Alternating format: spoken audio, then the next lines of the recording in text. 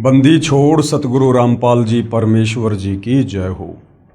परमपिता परमात्मा सारी सृष्टि के रचनहार, कुल मालिक, असंख्य ब्रह्मांडों के स्वामी, जगत गुरु, तीनों लोकों में प्रवेश करके सबका धारण पोषण करने वाले राजाधिराज, आत्माधार, नाथों के नाथ, देवों के देव महादेव, सर्वेश्वर, महेश्वर, मृत्युंजय, अजरो अमर, आदि अनादि, सनातनी प्रभु, जगत पिता जगदीश्वर, श्री श्री 1008 की उपाधि के वास्तविक अधिकारी, अकाल मूरत सौद स्वरूपी राम वासुदेव, सर्वगतम ब्रह्म, परम पूज्य, प्रथम पूज्य, परम संत, परम पुरुष, परम धनी, परम दयालु, सत्य कबीर, हक्का कबीर, अल्लाहु कबीर, अल्लाहु अकबर, बाखबर, अल्लाह ताला, जगत के तारणहार, जगत के मुक्तिदाता, जगत के जगन्नाथ, हारे के सहारे, हिंदुओं के राम, मुसलमानों के अल्लाह, सिखों के वाहिगुरु, ईसाइयों के मसीह, दया के सागर दयानिधि, करुणा के सागर करुणानिधि,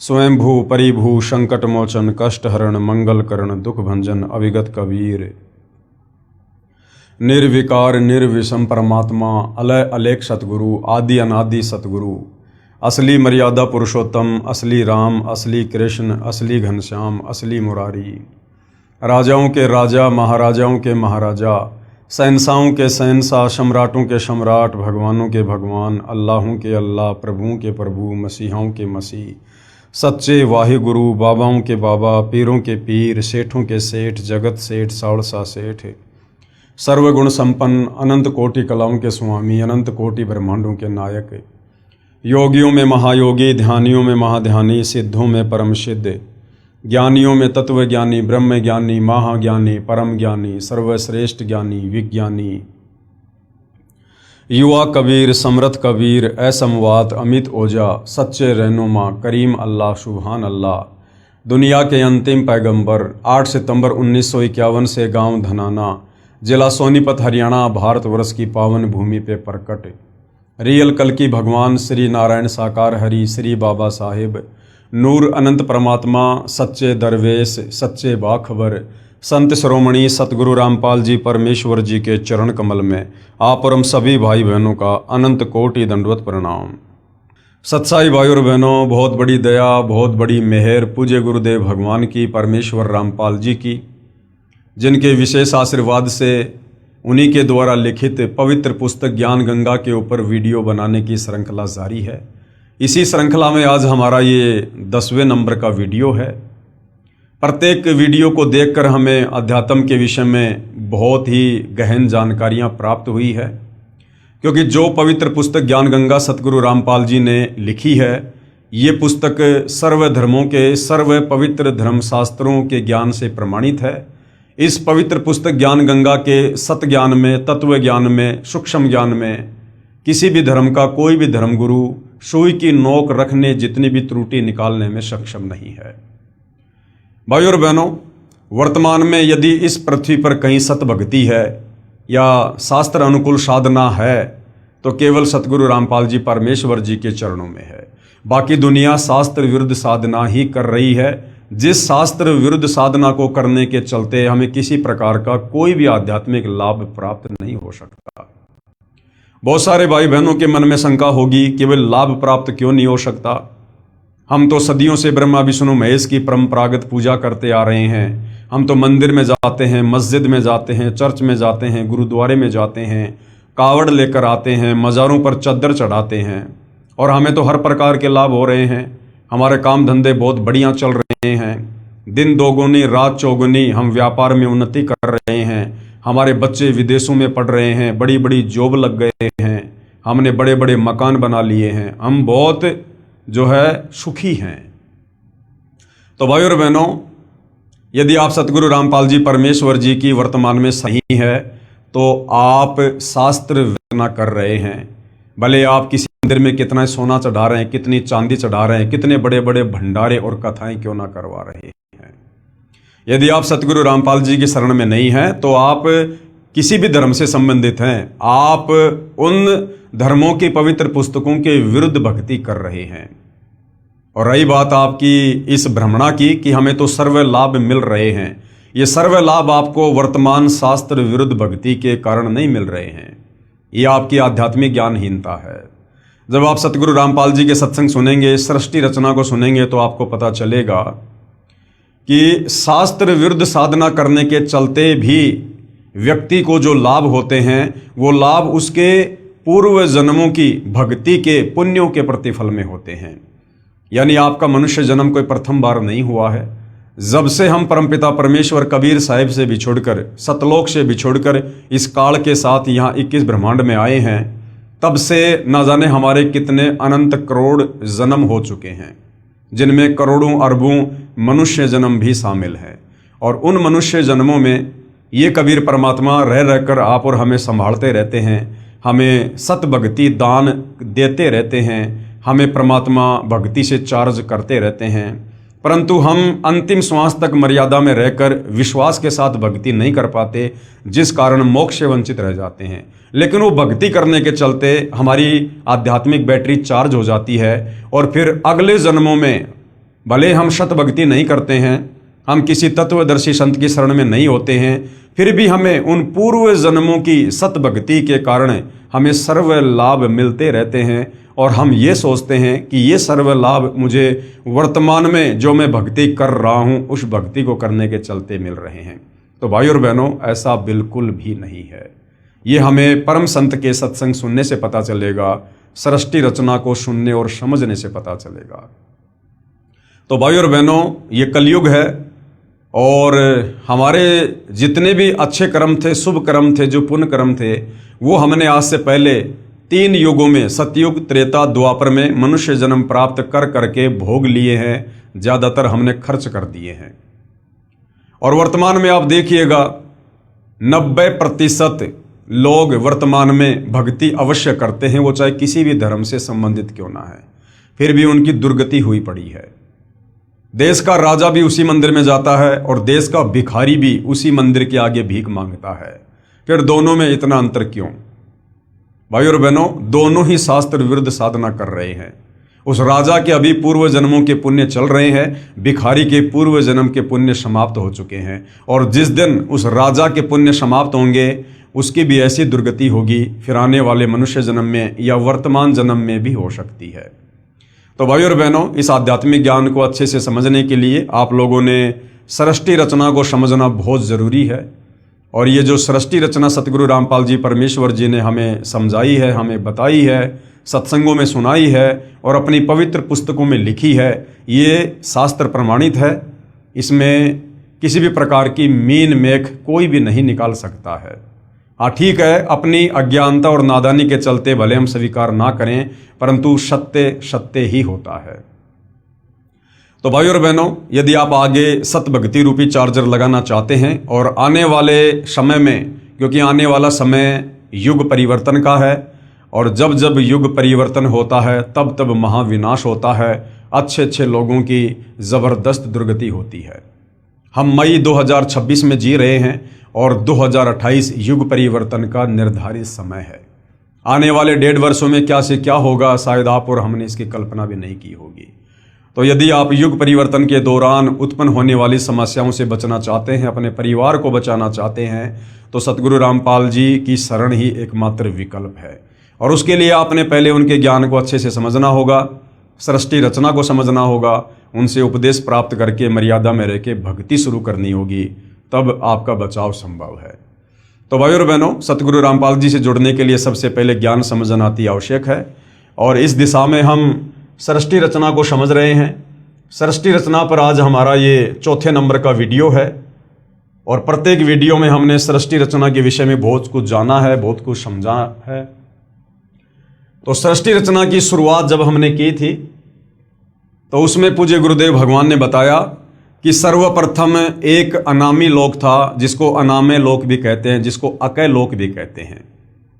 और उस अनामी लोक में, उस अकय लोक में कबीर परमात्मा जी अकेले ही रहा करते थे और कहीं कोई रचना नहीं थी। उसके बाद कबीर परमात्मा, जिनको सत्य पुरुष भी कहते हैं, अकाल मूर्त भी कहते हैं, शब्द स्वरूपी राम भी कहते हैं, ये उनके उपमात्मक नाम हैं। उस कबीर परमेश्वर ने एक विचार किया और नीचे के 3 अविनाशी लोकों की रचना की, अपनी वचन शक्ति से, अपनी शब्द शक्ति से। अनामी लोक से नीचे कबीर परमात्मा जी ने अगम लोक की रचना की, उसके बाद अलख लोक की रचना की, उसके बाद सतलोक की रचना की। और इन तीनों लोकों में यानी अनामी लोक से नीचे जो तीन लोक हैं, अगम लोक, अलख लोक और सतलोक, इन तीनों लोकों में कबीर परमेश्वर अपना रूपांतरण करके खुद ही विराजमान होते हैं। उसके बाद सर्वप्रथम कबीर परमेश्वर जी ने सतलोक में सृष्टि की रचना करनी चाहिए। उसके लिए परमात्मा ने सबसे पहले अपने एक वचन से 16 द्वीपों की रचना की। उसके बाद अपने 16 शब्दों से, 16 वचनों से अपने 16 पुत्रों की रचना की और अपने प्रत्येक पुत्र को एक एक द्वीप में रहने का आदेश दिया। उसके बाद कबीर परमेश्वर जी ने अपने 12वें नंबर के पुत्र अचिंत से कहा कि बेटा अब आगे सतलोक में आप सृष्टि की रचना करो, मैं आपको वचन शक्ति देता हूं। अचिंत ने सृष्टि रचना में सहयोग के लिए एक आत्मा उत्पन्न की जिसको अक्षर पुरुष कहा जाता है, जिसको परब्रह्म भी कहा जाता है। वो अक्षर पुरुष सतलोक में बने एक मानसरोवर में जाकर सो गया और निंद्रा आ गई। काफी युगों तक वो निंद्रा से बाहर नहीं आया। अचिंत ने कबीर परमात्मा जी से प्रार्थना की कि परमात्मा, अक्षर पुरुष मानसरोवर में जाकर सो गया है, मेरी लाख कोशिशों के बावजूद भी वो बाहर नहीं आ रहा है और सृष्टि नहीं रची जा रही। तब कबीर परमेश्वर जी ने अपने पुत्र अचिंत से कहा कि बेटा आप सृष्टि रचना करने में सक्षम भी नहीं है, जिसका काम उसी को साजे और करे तो मूर्ख बाजे। कबीर परमेश्वर जी ने उस मानसरोवर के जल से थोड़ा जल लिया और एक अंडा बनाया अपनी वचन शक्ति से। उस अंडे में एक आत्मा प्रवेश की और मानसरोवर के जल में अंडा छोड़ दिया। अंडा मानसरोवर के जल में नीचे जाता है और अंडे की गड़गड़ाहट से अक्षर पुरुष की निंद्रा भंग होती है। नींद खुलते ही अक्षर पुरुष ने अंडे की ओर गुस्से से देखा, जिससे अंडा 2 भाग हो जाता है। जिसमें से जो आत्मा निकलती है उसको क्षर पुरुष का नाम दिया गया, उसको ज्योति निरंजन का नाम दिया गया। आगे चलकर वो काल कहलाया।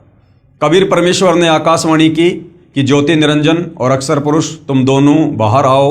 दोनों आत्मा मानसरोवर से बाहर आती हैं। कबीर परमेश्वर के आदेश अनुसार वो दोनों आत्मा अचिंत के लोक में रहती हैं।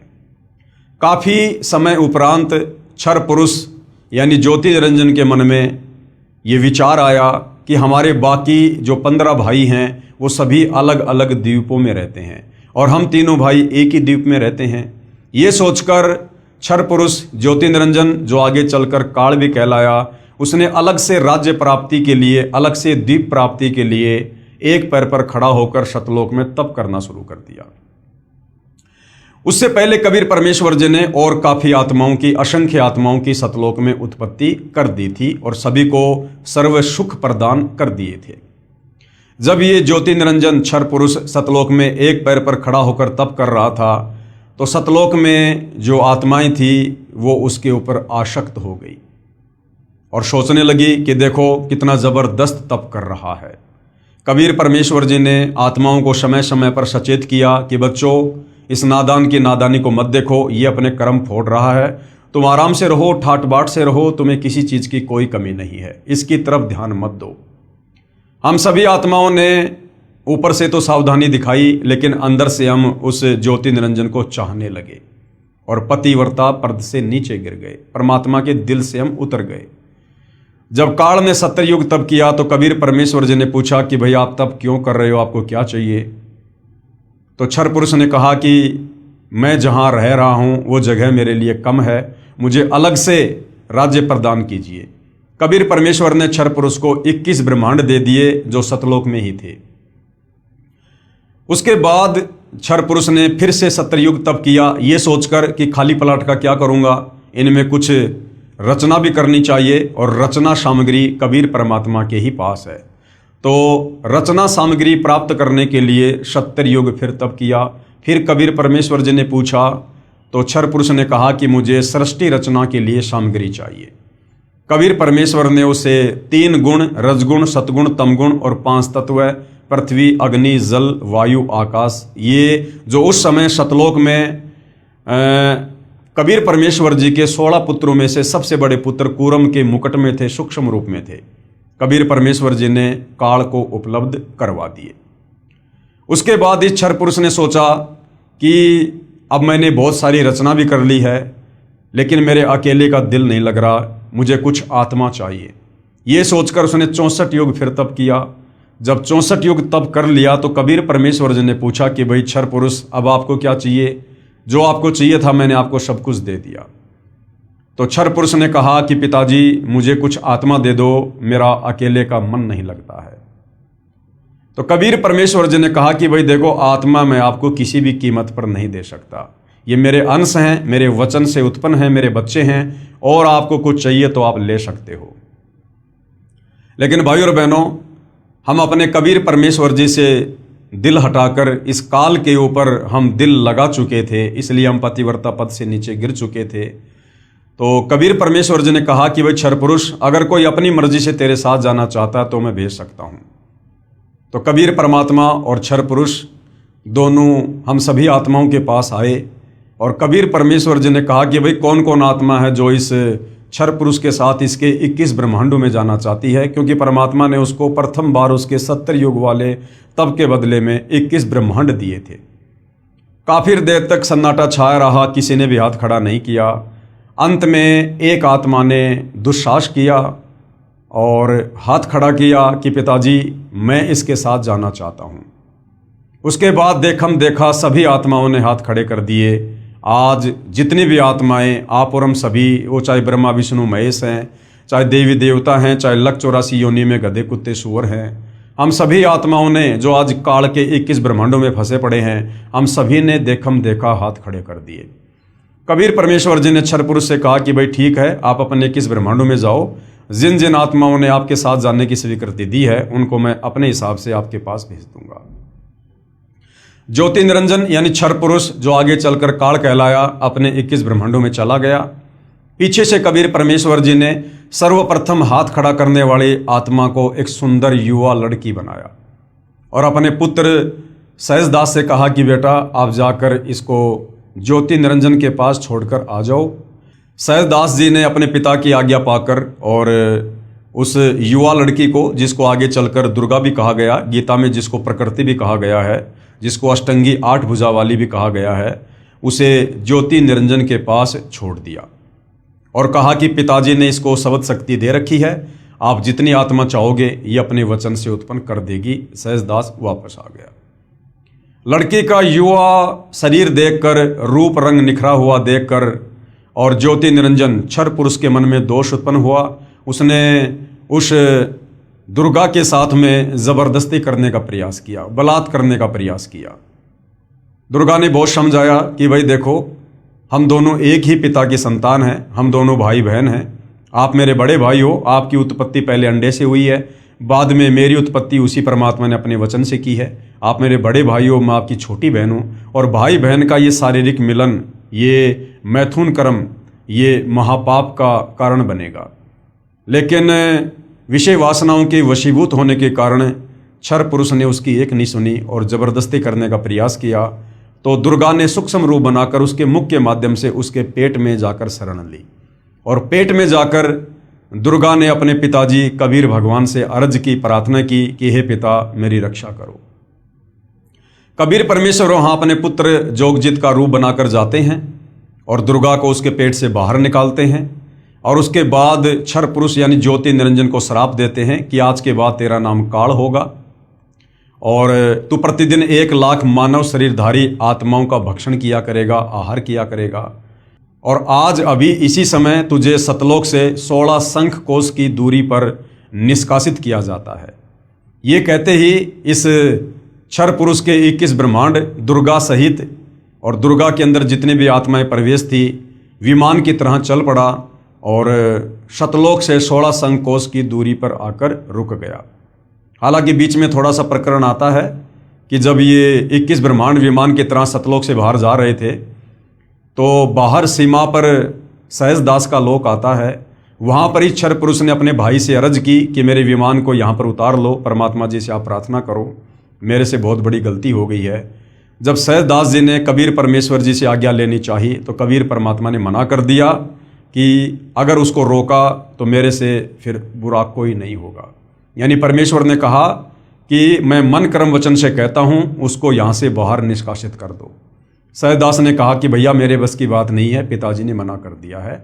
और सतलोक से 16 संकोश की दूरी पर इस काल के 21 ब्रह्मांड आकर स्थिर हो गए परमेश्वर की वचन शक्ति से, जिसको हम गुरुत्वाकर्षण शक्ति कहते हैं।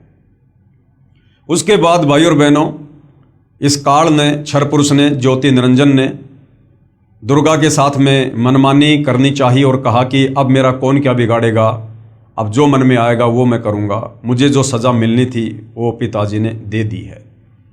दुर्गा ने फिर समझाया, बहुत कोशिश की, लेकिन ये नहीं माना। अंत में इसने दुर्गा के साथ में पति पत्नी व्यवहार किया और 3 पुत्रों की रचना की, ब्रह्मा की, विष्णु की और शंकर जी की। और अपने तीनों बेटों को एक एक गुण से युक्त कर दिया। रजगुण से ब्रह्मा जी को, सतगुण से विष्णु जी को, तमगुण से शंकर जी को। तीनों पुत्रों की उत्पत्ति करके ब्रह्मा जी को कमल के फूल के ऊपर बैठाकर अचेत कर दिया, विष्णु जी को शेषनाग की सैया के ऊपर लिटाकर अचेत कर दिया और शंकर जी को कैलाश पर्वत पर बैठाकर अचेत कर दिया। और दुर्गा से कहा कि दुर्गा, अब आज के बाद मैं प्रतिज्ञा करता हूं कि मैं किसी को भी अपने वास्तविक काल रूप में दर्शन नहीं दूंगा, क्योंकि मुझे परमात्मा जी ने श्राप दिया है। मुझे प्रतिदिन 1 लाख मानव शरीरधारी आत्माओं को खाना पड़ेगा। अगर मेरे इस दुष्कर्म का संसार में आत्माओं को पता चल गया तो फिर कोई भी मेरी पूजा नहीं करेगा और सब लोग यहाँ से बाहर निकलने का प्रयास करेंगे जब कभी कबीर परमात्मा इस लोक में ज्ञान समझाने आएंगे। तो काल ने एक अटल प्रतिज्ञा कर ली कि आज के बाद मैं अपने वास्तविक रूप में किसी को दर्शन नहीं दूंगा। और दुर्गा, अब आप इन तीनों बेटों के माध्यम से मेरे भोजन की व्यवस्था करो, सृष्टि की उत्पत्ति करो। दुर्गा ने काल का आदेश प्राप्त करके और अपने तीनों पुत्रों को सचेत कर दिया, आपस में उनको इकट्ठा कर दिया।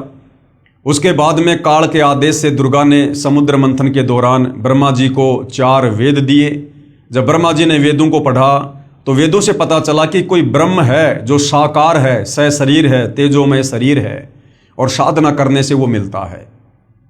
उससे पहले दुर्गा कहा करती थी कि पुत्रों, मैं तुम्हारी माँ हूँ, मैं तुम्हारा पिता हूँ। लेकिन जब ब्रह्मा जी ने वेद पढ़े और वेदों में पढ़ा कि कोई परमात्मा अलग है, तो ब्रह्मा जी ने कहा कि माँ, वेदों में तो लिखा है कि ब्रह्म कोई और है, आप कह रही हो कि ब्रह्म मैं ही हूँ, मैं तुम्हारी माँ हूँ, मैं तुम्हारा पिता हूँ। तो दुर्गा ने सच बताना पड़ा और दुर्गा ने कहा कि बेटा तुम्हारा पिता है, लेकिन वो तुम्हें दर्शन नहीं देगा। ये बात सुनकर ब्रह्मा जी को अपनी माता की बातों पर अविश्वास हो गया और ब्रह्मा ने सोचा कि मैं अपने पिता के दर्शन करूंगा। ये सोचकर ब्रह्मा जी उत्तर दिशा की ओर चल दिए, जहां पर अंधेरा ही अंधेरा था। जाने से पहले दुर्गा ने कहा कि बेटा, अगर तुझे तेरे पिता ब्रह्म ने दर्शन नहीं दिए तो तू क्या करेगा? ब्रह्मा ने कहा कि मैं आपको अपनी शक्ल नहीं दिखाऊंगा। 4 युग तक ब्रह्मा जी ने ध्यान लगाया, परंतु काल यानी ब्रह्म ने उसको दर्शन नहीं दिए। उधर से काल ब्रह्म ने आकाशवाणी की कि दुर्गा, सृष्टि क्यों नहीं रची जा रही है?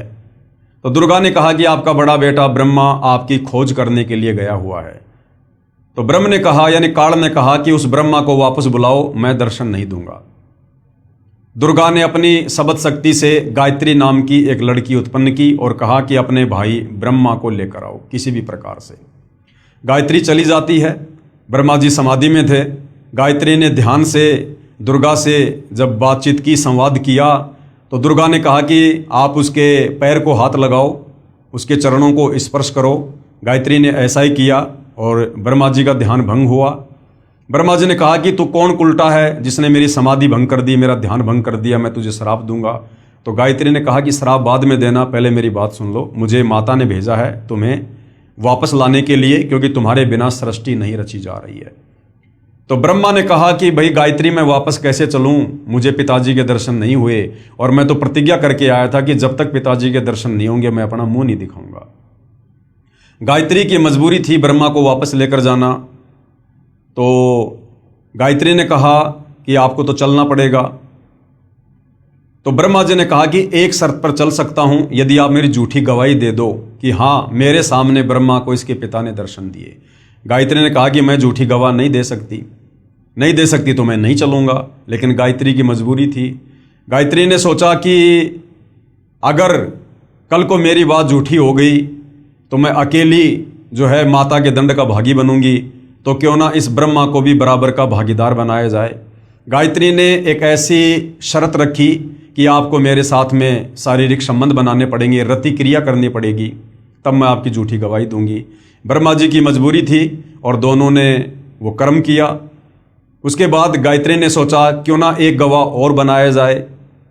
तो ब्रह्मा से बात करने के बाद में, ब्रह्मा की सहमति के बाद में, गायत्री ने अपने वचन से एक पोहपति नाम की लड़की उत्पन्न की और उसको भी यही कहा कि आप ऐसे ऐसे गवाही दो। तो पोहपति ने कहा कि मैं झूठी गवाही नहीं दूंगी, हाँ यदि ब्रह्मा मेरे साथ में शारीरिक संबंध बनाए तो मैं झूठी गवाही दे सकती हूँ। उसके बाद पोहपति के साथ ब्रह्मा जी ने शारीरिक संबंध बनाए और ब्रह्मा जी ने दोनों को बता दिया था, यदि माता जी पूछे कि तुम्हारा पिता कैसा है, दिखने में कैसा है, तो वेदों में वर्णित परमेश्वर की व्याख्या ब्रह्मा जी ने पहले ही उनको बता दी कि ऐसे कह देना कि परमात्मा मानव सदृश है, नर रूप है, तेजोमय शरीर है। और तीनों दुर्गा के पास में जाते हैं। दुर्गा ने कहा कि बेटा तुझे तेरे पिता ने दर्शन दिए? तो ब्रह्मा जी ने कहा कि हाँ मुझे मेरे पिता के दर्शन हुए। दुर्गा ने कहा कि कोई प्रमाण दो, कोई सबूत दो, कोई गवाह बताओ। तो ब्रह्मा ने कहा कि इन दोनों के सामने मुझे पिता ने दर्शन दिए। जब दुर्गा ने उन दोनों से जानना चाहा तो दोनों ने कहा कि हाँ हमारे सामने दर्शन दिए। उधर से दुर्गा ने सोचा कि ब्रह्म यानी काल मुझे तो कह रहा था कि मैं किसी को दर्शन नहीं दूंगा और ये कह रहे हैं कि मुझे दर्शन दे दिए। वो थोड़ी सी नाराज हुई और उसने ध्यान लगाया तो काल ने आकाशवाणी की कि दुर्गा ये तीनों झूठ बोल रहे हैं, मैंने इनको किसी प्रकार से कोई दर्शन नहीं दिए। यह आकाशवाणी सभी ने सुनी, सबके सिर नीचे हो गए। और उसके बाद में दुर्गा ने ब्रह्मा यानी अपने बड़े बेटे को श्राप दिया कि जग में तेरी पूजा नहीं होगी और तेरे वंशज यानी ब्राह्मण धर्मगुरु जो वेदों को पढ़ेंगे, वेदों को ना समझकर आगे लोगों को ज्ञान देंगे, गुमराह करेंगे, वो भी तेरे जैसे झूठे होंगे, पाखंडी होंगे। दुनिया को गुमराह करना उनका परमो धर्म होगा।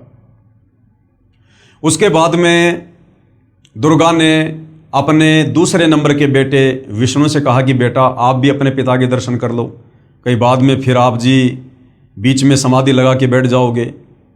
तो विष्णु जी भी अपने पिता के दर्शन के लिए पाताल लोक में चल दिया। पाताल लोक में शेषनाग था। शेषनाग ने देखा कि मेरे लोक में ये मेरी अनुमति के बिना कौन बेधड़क आ रहा है। तो शेषनाग ने अपने 1000 फणों से विष छोड़ दिया, जिसके चलते विष्णु जी का पूरा शरीर नीला हो गया, काला हो गया।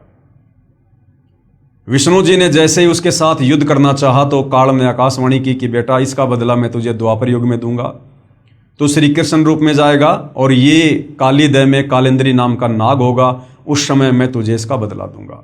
विष्णु जी वापस आ गए, अपनी माँ को आके सब कुछ सच सच बता दिया कि मुझे मेरे पिता के दर्शन नहीं हुए। दुर्गा बड़ी प्रसन्न हुई और कहा बेटा तू सतवादी होगा और जग में तेरी पूजा होगी। उसके बाद में अपने तीसरे पुत्र शंकर जी को भी दुर्गा ने कहा कि बेटा आप भी अपने पिता के दर्शन करने का प्रयास कर लो, तुम्हारे दोनों भाइयों को तो पिता ने दर्शन दिए नहीं। शंकर जी इस मामले में थोड़े समझदार निकले। उन्होंने कहा कि माता जब मेरे दोनों बड़े भाइयों को मेरे पिता ने दर्शन नहीं दिए तो फिर मैं व्यर्थ में क्यों प्रयास करूं। हे माँ मुझे ऐसा वरदान दे दो कि मैं अमर हो जाऊं, कभी ना मरूं। तो दुर्गा ने कहा कि बेटा इस 21 ब्रह्मांड में ये अमरत्व का वरदान नहीं मिल सकता, यहाँ जिसका जन्म हुआ है उसकी मृत्यु निश्चित है। लेकिन शंकर जी को ध्यान लगाने की विधि बताई, जिसके चलते शंकर जी की उम्र अपने दोनों भाइयों से 7 गुना ज़्यादा है। उसके बाद भाइयों और बहनों, काल के आदेश से दुर्गा ने समुद्र मंथन पर अपने तीनों पुत्रों ब्रह्मा विष्णु महेश को भेज दिया और कहा कि समुद्र मंथन में जो भी वस्तु निकले उसकी मुझे जानकारी देना और उनको अलग अलग रखना। समुद्र मंथन हुआ। दुर्गा समुद्र में जाकर अपने 3 रूप बनाती है। 3 लड़कियों के रूप में दुर्गा प्रकट होती है, बाहर भी खड़ी हुई है। और जब 3 लड़कियां लेकर ब्रह्मा विष्णु महेश बाहर आते हैं तो दुर्गा ने कहा कि सबसे पहले कौन सी लड़की आई? तो कहा जी ये वाली आई। तो दुर्गा ने उसका नाम सावित्री रखा और उसकी शादी ब्रह्मा जी के साथ कर दी। दूसरी का नाम लक्ष्मी रखा और विष्णु जी को दे दी। तीसरी का नाम पार्वती रखा और शंकर जी के साथ में शादी कर दी और तीनों को अपने अपने लोक में भेज दिया और तीनों को एक एक गुण से युक्त कर दिया। ब्रह्मा जी को रजोगुण से युक्त कर दिया, जिसके चलते तीनों लोकों के प्राणी रजोगुण के प्रभाव से संतान उत्पत्ति करते हैं। विष्णु जी को सतोगुण से युक्त कर दिया, जिस सतोगुण के प्रभाव के चलते सभी आपस में मोह ममता में बंधे हुए हैं। शंकर जी को तमोगुण से युक्त कर दिया, जिसके चलते फिर मनमुटाव, राग द्वेष, ईर्ष्या, लड़ाई झगड़े यानी संहार का कार्य तमोगुण के कारण शंकर जी करते हैं। और इस प्रकार से इस काल के 21 ब्रह्मांड की सृष्टि चल रही है। कुल मिला के भाइयों और बहनों बात यह है कि इस काल को प्रतिदिन 1 लाख मानव शरीरधारी स्त्री या पुरुषों के सूक्ष्म शरीर से निकली वासना को खाने का श्राप लगा हुआ है, जिसके चलते ये गुप्त ऊपर 21वें ब्रह्मांड में रहता है, जहाँ पर इसने तपतशिला बना रखी है, जीवों को भून भून के खाता है और अपने तीनों पुत्रों की ब्रह्मा विष्णु महेश की जो है ड्यूटी लगा रखी है अपने भोजन के लिए, आप और हम मानव शरीरधारी प्राणियों की उत्पत्ति करने की। तो भाइयों और बहनों, और यहाँ कुछ भी लेना देना नहीं है। काल ने केवल अपने भोजन के लिए सारी व्यवस्था कर रखी है और हम सभी प्राणी समय समय पर अपने कर्मों का दंड भोगने के लिए कभी लक 84 योनि में गधे कुत्ते सुअर बनते हैं, कभी नरक में जाते हैं, कभी स्वर्ग में जाते हैं। और इसी प्रकार से जन्म मृत्यु का सिलसिला, लक 84 योनियों का सिलसिला, ये लगातार अनंत युगों से चलता आ रहा है। इस काल की चक्की से बाहर निकालने के लिए, इन कष्टों से बाहर निकालने के लिए वो कबीर परमात्मा, सारी सृष्टि का मालिक, सतलोक से चलकर स्वयं ही यहाँ पर समय समय पर आता है। उसके बाद भाइयों और बहनों, इस काल को 21 ब्रह्मांड सहित बाहर निकालने के बाद सतलोक में जो एक और आत्मा थी, परब्रह्म, जिसको अक्षर पुरुष भी कहते हैं, उस अक्षर पुरुष के मन में आया कि क्षर पुरुष ज्योति निरंजन जो 21 ब्रह्मांड सहित सतलोक से चला गया है, वो बहुत सुख भोग रहा होगा। अक्षर पुरुष उसकी याद में रहने लगा, भक्ति भी करने लगा, लेकिन व्याकुल रहने लगा, चिंतित रहने लगा उस काल की याद में। और भी बहुत सारी आत्माएं जो सतलोक में थी, वो आत्माएं भी ये सोचकर कि काल ब्रह्म के साथ जितनी भी आत्मा उसके 21 ब्रह्मांड में गई हैं, वो तो बड़े सुख भोग रही होंगी, ये सोचकर उनके मन में भी दोष आ गया कि काश हम भी चले जाते तो हम भी ना जाने क्या क्या सुख भोगते। जबकि यहाँ हम लोग गधे कुत्ते सुअर बनकर टट्टी खा रहे हैं, लैट्रिन खा रहे हैं, नरक का कष्ट भोग रहे हैं, जन्म मृत्यु के चक्कर में हैं, अकाल मृत्यु मर रहे हैं, गरीबी में, भिखारीपन में, दारिद्र्य में जी रहे हैं। तो बाकी जितने भी आत्माओं के मन में दोष आया और अक्षर पुरुष के मन में दोष आया, उसके चलते वो भी पतिव्रता पद से नीचे गिर गए। कबीर परमेश्वर ने उनको भी सतलोक से बाहर करना जरूरी था। और फिर ठीक उसी प्रकार से कबीर परमेश्वर जी ने अक्षर पुरुष को यानी परब्रह्म को भी 7 शंख ब्रह्मांड दे दिए। और सर्वप्रथम अक्षर पुरुष के साथ उसके 7 शंख ब्रह्मांडों में जाने के लिए जिस आत्मा ने स्वीकृति दी, उसकी एक युवा लड़की बना दी, जिसका नाम ईश्वरी माया रखा। और बाकी सभी आत्माओं को सूक्ष्म रूप में ईश्वरी माया के अंदर जो है वो प्रवेश करके और अक्षर पुरुष के पास में भिजवा दिया। लेकिन अक्षर पुरुष ने और ईश्वरी माया ने वो गलती नहीं की जो गलती काल और दुर्गा ने सतलोक में की थी, जबरदस्ती शारीरिक संबंध बनाने की। यानी शारीरिक संबंध बनाने का प्रयास किया लेकिन सफल नहीं हो पाए। लेकिन अक्षर पुरुष ने ईश्वरी माया की सहमति से अपने नाखूनों से उसको स्त्री इंद्री लगाई और मैथुन क्रिया की, जिसके चलते अक्षर पुरुष के लोक में जीवों को भूनकर नहीं खाया जाता है, जीवों को जो है वो तपतशिला का कष्ट नहीं दिया जाता है। बाकी सारे के सारे कष्ट जो 21 ब्रह्मांड में हैं, काल के लोक में हैं, जैसे जन्म और मृत्यु, लक 84 योनियों का कष्ट, नरक का कष्ट, ये जो का त्यों अक्षर पुरुष के लोक में भी आत्माओं को दिया जाता है। तो भाइयों और बहनों, इस प्रकार से कबीर परमेश्वर जी ने 7 शंख ब्रह्मांड अक्षर पुरुष को और 21 ब्रह्मांड इस काल को देकर सतलोक से निष्कासित किया। उसके बाद रह रहकर कबीर परमेश्वर जी इस काल के 21 ब्रह्मांड में आते हैं, अक्षर पुरुष के 7 शंख ब्रह्मांड में जाते हैं। हम आत्माओं को सतलोक में की गई अपनी गलती सृष्टि रचना सुनाकर याद दिलाते हैं और हमें उनके बंधन से छुड़वाते हैं। जो जो आत्माएं उनके ज्ञान को स्वीकार कर लेती है, उनकी भक्ति स्वीकार कर लेती है और आजीवन मर्यादा में रहकर भक्ति करती है, उन आत्माओं को परमेश्वर वापस सतलोक लेकर जाते हैं।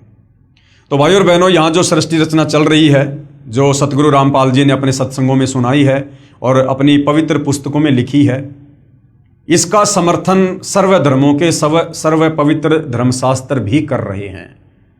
और हमने इस पवित्र पुस्तक ज्ञान गंगा में देखा कि मुसलमान धर्म की कुरान शरीफ, तौरेत, जबूर, ईसाइयों की बाइबल, हिंदुओं के 4 वेद और गीता जी, साथ में बहुत सारे महापुरुषों की जो लेखनी से जो ग्रंथ लिखे गए हैं, जिस प्रकार से धर्मदास जी के द्वारा लिखा गया कबीर सागर और दादू जी का दादू ग्रंथ और भी बहुत सारे महापुरुषों के ग्रंथों ने इसी सृष्टि रचना का समर्थन किया है।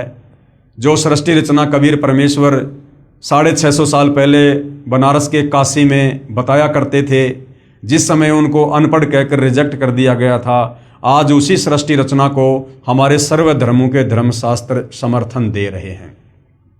तो आज भाइयों और बहनों, सृष्टि रचना का ये लास्ट वीडियो है और आदरणीय गरीबदास जी जो गांव छुड़ानी जिला झज्जर हरियाणा में हुए, जिनको कबीर परमेश्वर जी 10 साल की उम्र में सतलोक से चलकर धरती पर प्रकट होकर जिंदा बाबा के रूप में मिले, उनको अपना ज्ञान समझाया, उनकी आत्मा को शरीर से निकालकर सतलोक ले गए, सतलोक दिखाया, पूरी सृष्टि रचना से वाकिफ कराया और सर्व ब्रह्मांड दिखाए, ब्रह्मा विष्णु महेश के लोग दिखाए, दुर्गा का लोग दिखाया, काल का लोग दिखाया, तपतशिला दिखाई, नरक स्वर्ग सब कुछ दिखाया, उनका ज्ञान योग खोला। और आदरणीय गरीबदास जी ने फिर 5वें वेद सूक्ष्म वेद की रचना की। तो आज कबीर परमेश्वर जी ने जो सृष्टि रचना हमें बताई है, समझाई है, जो समय समय पर चारों युगों में बताते रहते हैं, आदरणीय गरीबदास जी जो लगभग 300 साल पहले गांव छुड़ानी जिला झज्जर हरियाणा में हुए थे, उनके द्वारा लिखित ग्रंथ सदग्रंथ साहिब में, जिसमें 24,000 वाणियाँ हैं, विश्व की सभी भाषाओं के शब्दों का समावेश है, जिसको सदग्रंथ साहिब भी कहते हैं, 5वां वेद सूक्ष्म वेद भी कहते हैं, उसमें सृष्टि रचना का ज्यों का त्यों प्रमाण है। अब हम पढ़ेंगे, देखेंगे, ताकि हमें पूर्ण विश्वास हो जाए कि सतगुरु रामपाल जी ने हमें जो सृष्टि रचना बताई है वो ज्यों की त्यों है और हमने उस पर विश्वास करना चाहिए और उनसे उपदेश लेकर अपनी आत्मा का कल्याण करवाना चाहिए। आदरणीय गरीबदास साहिब जी की अमृतवाणी में सृष्टि रचना का प्रमाण। आदि रमैणी सदग्रंथ पेज नंबर 690 से 692 तक। आदि रमैणी अदली सारा जादिन होते धुंधुकारा, यानी जब कबीर परमात्मा केवल अनामी लोक में अकेले थे, उस समय और बाकी कहीं कुछ भी नहीं था। ना ये सातसंग ब्रह्मांड थे अक्षर पुरुष के, ना काल के 21 ब्रह्मांड थे, ना नीचे का कोई अगम लोक था, ना कोई अलख लोक था, ना कोई सतलोक था। सत्य पुरुष कीन्या प्रकाशा हम होते तकत कबीर खवाशा। उसके बाद सत्य पुरुष कबीर साहिब ने ही पूरी सारी जो है वो रचना की। और आदरणीय गरीबदास जी कहते हैं कि उस समय हम कबीर परमात्मा जी के दरबार में नौकर थे। यानी भाइयों और बहनों, जब हम भक्ति मार्ग में आगे बढ़ेंगे तो हमें पता चलेगा कि आदरणीय गरीबदास जी की भूमिका, एक भगत की भूमिका भी कबीर परमात्मा ने इस अध्यात्म को समझाने के लिए और 5वें वेद सूक्ष्म वेद सदग्रंथ साहिब की रचना करवाने के लिए खुद ही भूमिका की थी। मन मोहिनी सृजी माया सत्य पुरुष एक ख्याल बनाया। मन मोहिनी सृजी माया, यानी सतलोक में कबीर परमेश्वर जी ने जब ये काल तप कर रहा था, 21 ब्रह्मांड दे दिए थे, तो सबसे पहले 21 ब्रह्मांड में जाने के लिए जिस आत्मा ने हाथ खड़ा किया था, कबीर परमात्मा ने एक सुंदर युवा मन मोहिनी लड़की का रूप उसको दिया, जिसको माया भी कहते हैं, दुर्गा भी कहते हैं, और वो काल के पास में परमात्मा ने भेजी थी। तो कहते हैं मन मोहिनी सृजी माया और सत्य पुरुष एक ख्याल बनाया। धर्मराय सृजे दरबानी 64 जुग तब सेवा ठानी। और इस धर्मराय यानी काल की उत्पत्ति भी परमात्मा ने अंडे से की थी और उसके 64 युग के बदले में कबीर परमेश्वर ने उसको आत्माएं दी थी। पुरुष पृथ्वी जाकू दीनी, यानी 21 ब्रह्मांड परमात्मा ने उसको दिए। राज करो देवा आधीनी, और कबीर परमेश्वर जी ने कहा कि आधीनी के साथ में सत का राज करना। ब्रह्मांड 21 राज तुम दीन्या, मन की इच्छा सब जुग लीन्या। माया मूल रूप एक छाजा और मोही लिए जिन धर्म राजा। यानी जो युवा लड़की कबीर परमेश्वर जी ने बनाकर क्षर पुरुष के पास भेजी थी, उसका युवा रूप देखकर काल वासना से प्रेरित हो गया, यानी धर्मराज को कामदेव ने मोह लिया। धर्म का मन, यानी उस काल का मन चंचल चितधारा, मन माया का रूप विचारा। दुर्गा का सुंदर रूप देखकर ये काल जो है क्षरपुरुष जो है डगमग हो गया। चंचल चेरी चपल चिरागा, या के परसे सरबस जागा। धर्मराय कीन्या मन का भागी, विषय वासना संग से जागी। आदि पुरुष अदली अनरागी, धर्मराय दिया दिल से त्यागी। उस मंद कर्म को करने के चलते, यानी दुर्गा के साथ में जो जबरदस्ती काल ने करनी चाहिए, उसके चलते कबीर परमात्मा ने धर्मराय यानी क्षर पुरुष को काल को दिल से त्याग दिया। पुरुष लोक से दिया ढहाई, यानी सतलोक से बाहर निकाल दिया। अगम दीप चली आए भाई। सहज दास जिस दीप रहनता। जब ये काल 21 ब्रह्मांड सही सतलोक से जा रहा था तो आगे चलकर सहज दास का लोक था, वहां पर इसने अपना विमान रोकने की सहज दास से प्रार्थना की। कारण कौन कौन कुलपन था। धर्मराय बोले दरबानी, इस काल ने, जिसको धर्मराय भी कहते हैं क्षर पुरुष, ये बोला सुनो सहज दास ब्रह्मज्ञानी कि हे बड़े भाई मेरी बात सुनो। 64 युग हम सेवा कीनी, मैंने 64 युग तक एक पैर पे खड़ा होकर तप किया। पुरुष पृथ्वी हमको दीनी, तब परमात्मा ने मुझे ये अलग से राज्य दिया। चंचल रूप भया मन मोरा, उस युवा लड़की को देखकर मेरा मन चंचल हो गया और मैंने बदतमीजी की। मन मोहिनी ठगिया भोरा, और उसने मुझे ठग लिया, यानी मैं उसके ऊपर आसक्त हो गया, जिस कारण से परमात्मा जी नाराज हो गए। सत्य पुरुष के ना मन भाए, यानी कबीर परमात्मा के मैं दिल से उतर गया, उनके मन नहीं भाया। पुरुष लोक से हम चली आए और मेरे को सतलोक से बाहर निकाल दिया। अगर दीप सुनत बड़भागी, सहज दास मेटो मन पागी, यानी अब आप मेरे इस 21 ब्रह्मांड को, विमान को अपने लोक में रख लो, मैं यहां रह जाऊंगा। बोले सहज दास दिलदानी, हम तो चाकर सत सहदानी। सहज दास जी बोले भाई मैं तो कबीर परमात्मा का नौकर हूं, सत्य पुरुष से अर्ज गुजारूं तब तुम्हारा विमान उतारूं। पहले मैं कबीर भगवान से, सत्य पुरुष से प्रार्थना करूंगा, अगर उनकी आज्ञा होगी तो मैं तेरे विमान को यहां पर रोकूंगा। सहज दास को किया पियाना, सहज दास कबीर परमेश्वर जी के पास में गए, सत्य लोक लिया परवाना, यानी सतलोक के लिए चल दिए। सत्य पुरुष साहिब सरभंगी, अविगत अदली अचल अभंगी, यानी कबीर परमेश्वर की उन्होंने तरह तरह से महिमा की। धर्मराय तुमरा दरबानी, कि एक वो क्षर पुरुष, वो धर्मराय आपके दरबार का नौकर, अगर दीप चली गए प्राणी। कौन हुक्म अदली एक साचा, हे कबीर परमात्मा मेरे लिए क्या आदेश है, उसके विमान को रोकना है या नहीं रोकना है। विषय लोक जा तीन्यू बाचा, कबीर परमात्मा ने कहा कि उसको विषय लोक में जाने दो, उसको यहां से बाहर निकलने दो। तीन्यू बाचा यानी मन कर्म वचन से कहता हूं, उसको यहां से निकालो। सहज विमान चले अधिकाई, छिन में अगर दीप चली आई। सहज दास पल भर में वहां से वापस आ गया। हम तो अर्ज करी अनुरागी, कि भाई ज्योति निरंजन मैंने तो सत्य पुरुष से अर्ज की थी तुम विषय लोक जाओ बड़भागी, लेकिन परमात्मा ने मना कर दिया, तुम विषय लोक में जाओ। धर्मराय के चले विमाना, और 21 ब्रह्मांड विमान की तरह वहां से चल पड़े। मान सरोवर आए प्राणा, उसके बाद सतलोक में एक मान सरोवर है, वहां पर वो विमान आया। मान सरोवर रहन न पाए, काल ने वहां पर रहने की कोशिश की लेकिन परमात्मा ने वहां भी नहीं रहने दिया। दरे दरे कबीरा थाना लाए, वहां पर कबीर परमात्मा खुद ही बैठे हुए थे। बंकनाल की विस्मी बाटी, तहां कबीरा रोकी घाटी। इन पांचों मिल जगत बंधाना, लख 84 जीव संताना। उसके बाद भाई और बहनों आगे की जो सृष्टि है उसका आपको ज्ञान है ही, कि किस प्रकार से इस काल ने अपने भोजन के लिए और दुर्गा से अपने 3 पुत्रों की रचना की, तीनों को एक एक गुण से युक्त कर दिया, और हम जीवों की उत्पत्ति और संहार करवा के किस प्रकार से ये काल अपनी 21 ब्रह्मांड की सृष्टि चला रहा है। तो कहते हैं इन पांचों मिल जगत बंधाना, इन पांचों यानी काल, दुर्गा और तीनों इनके बेटे ब्रह्मा विष्णु महेश, इन पांचों ने मिलकर पूरे संसार को मूर्ख बना रखा है, सबको कर्म बंधन में लख 84 में जन्म मरण में बांध रखा है। इन पांचों मिल जगत बंधाना, लख 84 जीव संताना, लख 84 में जीवों को यातना दे रहे हैं। ब्रह्मा विष्णु महेश और माया धर्मराय का राज पठाया। ये ब्रह्मा विष्णु और महेश और इनकी माता माया, ये दुर्गा, ये चारों मिलकर ये धर्मराय यानी काल के राज्य को चला रहे हैं। यो खोकापुर झूठी बाजी, ये काल का 21 ब्रह्मांड, इसको खोकापुर कहा गया है। और भिस्त बैकुंठ दगासी साजी, और इसने जो नरक सुरक बना रखे ना केवल हमारे को धोखा देने के लिए। कृत्रिम जीव बुलाने भाई, निज घर की तो खबर न पाई, और हमारे को एक कृत्रिम जीव बना दिया, आत्माओं के ऊपर ये चोला लगा के हमारे को जन्मने और मरने वाले जीवों की संज्ञा में ला के खड़ा कर दिया। और निज घर की तो खबर न पाई, और हमारा जो वास्तव में जो घर है सतलोक, उसकी अब किसी को खबर नहीं लगने देता कि तुम कहाँ से आए थे, क्यों आए थे, क्या तुमने गलती करी थी जिस कारण से तुम यहाँ पर फंसे पड़े हो, इसकी खबर नहीं लगने दे रहा। 1.25 लाख उपजे नित हंसा, 1.25 लाख जीवों की उत्पत्ति दुर्गा काल के लिए रोजाना करती है। 1 लाख विनसे नित हंसा, और 1 लाख को ये काल रोजाना खाता है।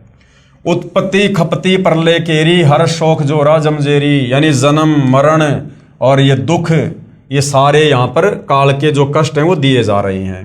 पांचों तत्व हैं प्रलय माही, सतगुण रजगुण तमगुण झाई। आठों अंग मिली है माया, पिंड ब्रह्मंड सकल भरमाया।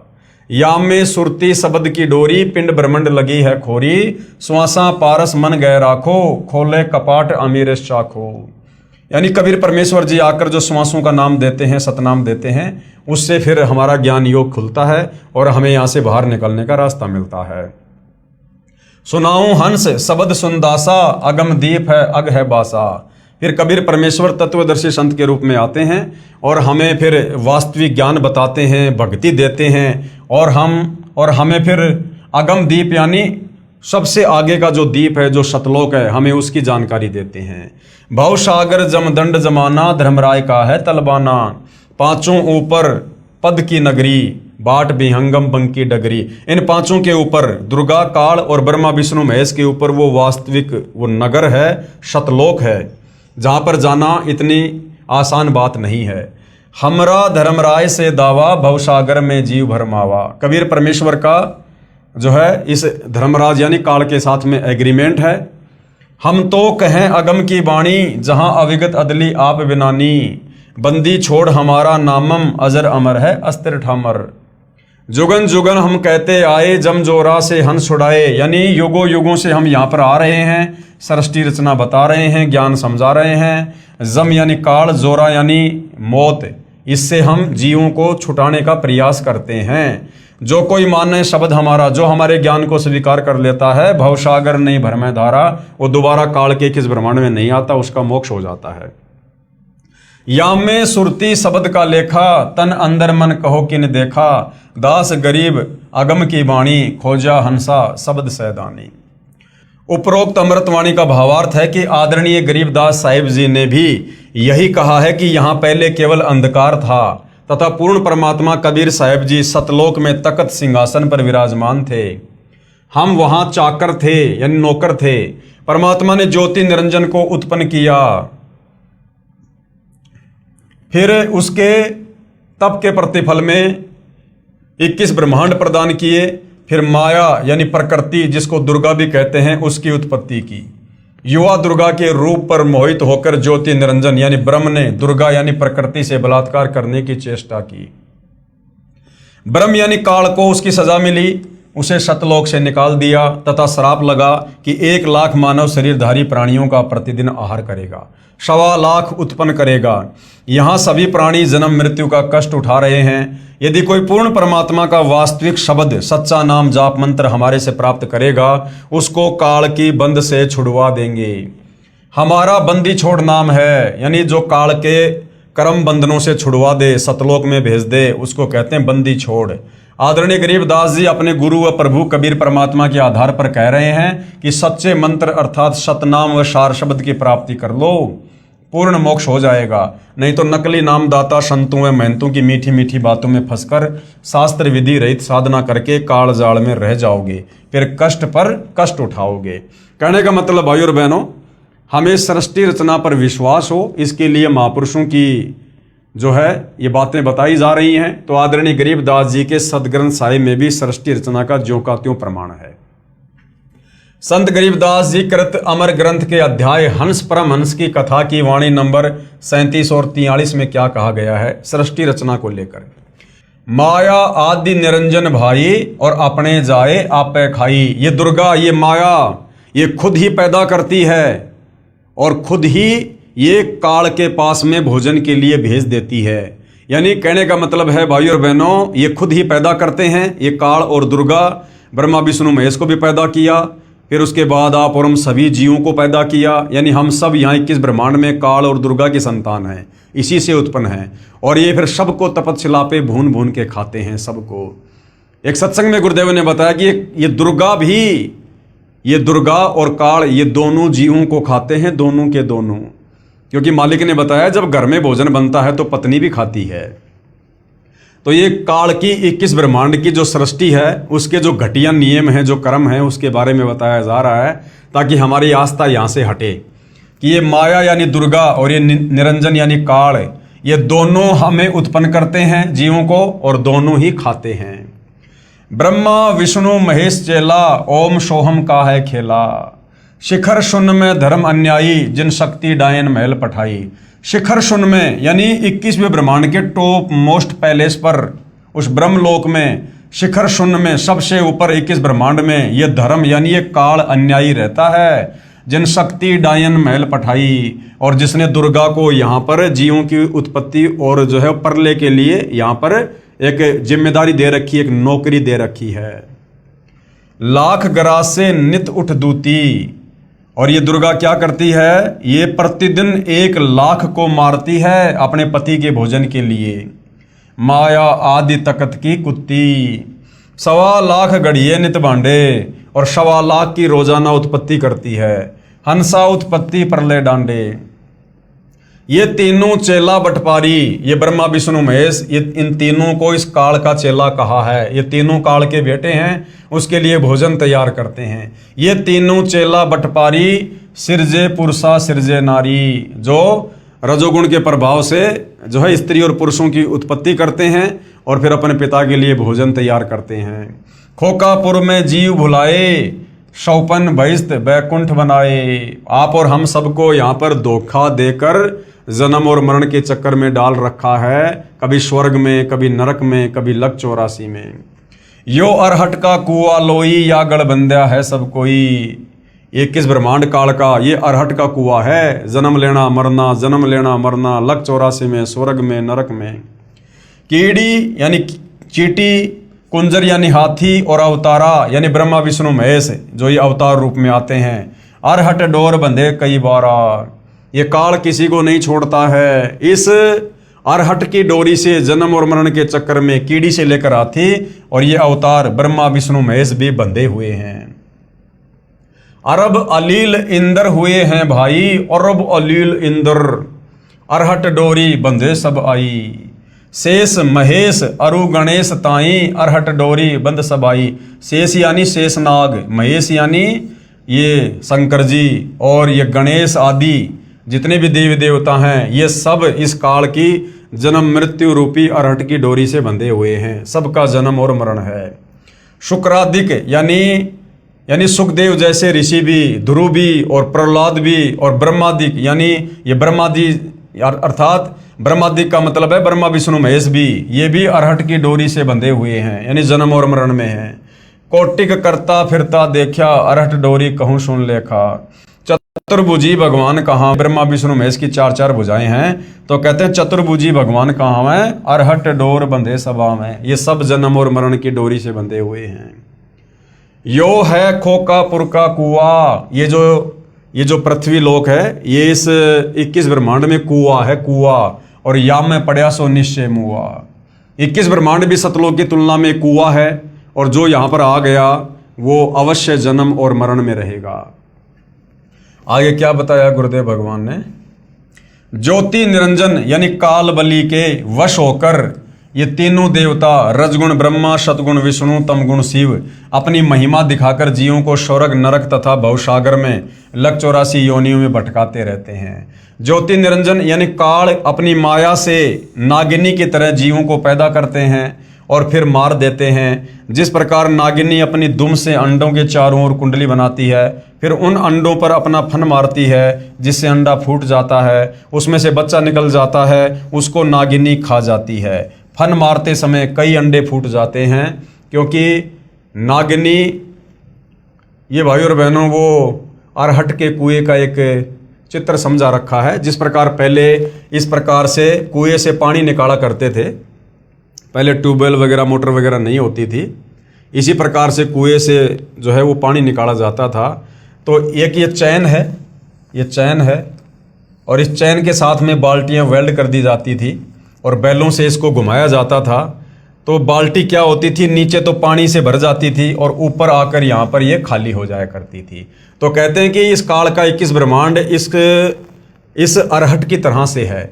हम इस पृथ्वी लोक पर आते हैं, यहाँ पर मनुष्य जन्म प्राप्त करते हैं, जैसा भी धर्म कर्म करते हैं, भक्ति करते हैं, थोड़े बहुत हम पुण्य प्राप्त करते हैं, पाप प्राप्त करते हैं, यहाँ से अपने पाप और पुण्य का थैला भर के और ऊपर जाते हैं स्वर्ग में, महास्वर्ग में, वहाँ पर अपनी भक्ति को खर्च करके फिर वापस मनुष्य जन्म प्राप्त करके इस पृथ्वी लोक पर आ जाते हैं। कभी हम यहाँ पर लक 84 योनियों में चींटी बनते हैं, कभी हाथी बनते हैं, और कभी ब्रह्मा विष्णु महेश बनते हैं, कभी स्त्री और पुरुष बनते हैं। तो ये जन्म मरण का चक्कर, पाप पुण्य का खेल इसी प्रकार से काल के 21 ब्रह्मांड में चलता रहता है। आगे क्या बताया है? उस नागिनी के बहुत सारे अंडे होते हैं, जो अंडे फूटते हैं उनमें से बच्चे निकलते हैं। यदि कोई बच्चा कुंडली यानी सर्प की दुम का घेरा से बाहर निकल जाता है तो वह बच्चा बच जाता है, नहीं तो कुंडली में वह नागिनी छोड़ती नहीं है। जितने बच्चे उस कुंडली के अंदर होते हैं उन सबको खा जाती है। जो साधक यानी जो भगत ब्रह्म यानी काल ब्रह्म यानी ज्योति निरंजन और देवी दुर्गा तथा ब्रह्मा विष्णु शिव तथा अन्य देवताओं तक की भक्ति करते हैं, वे काल ब्रह्म रूपी नागिनी के घेरे यानी जन्म मरण के चक्कर में काल रोक में रह जाते हैं, जिनको काल ज्योति निरंजन खाता है। यानी काल की भक्ति यानी गीता जी में जो ब्रह्म भक्ति बताई है, जिसका ओम मंत्र है, चाहे तो ये ब्रह्म की भक्ति कर लो, चाहे दुर्गा की कर लो, चाहे ब्रह्मा विष्णु महेश की भक्ति कर लो, चाहे नीचे के देवी देवताओं की भक्ति कर लो, ये 21 ब्रह्मांड की भक्ति है। इस भक्ति से हम बाहर नहीं निकल सकते, जन्म मरण के चक्कर में रहेंगे और काल हर बार हमें तपशिला पर भून भून के इसी प्रकार से खाएगा। माया काली नागिनी अपने जाए खात और कुंडली में छोड़े नहीं, 100 बातों की बात।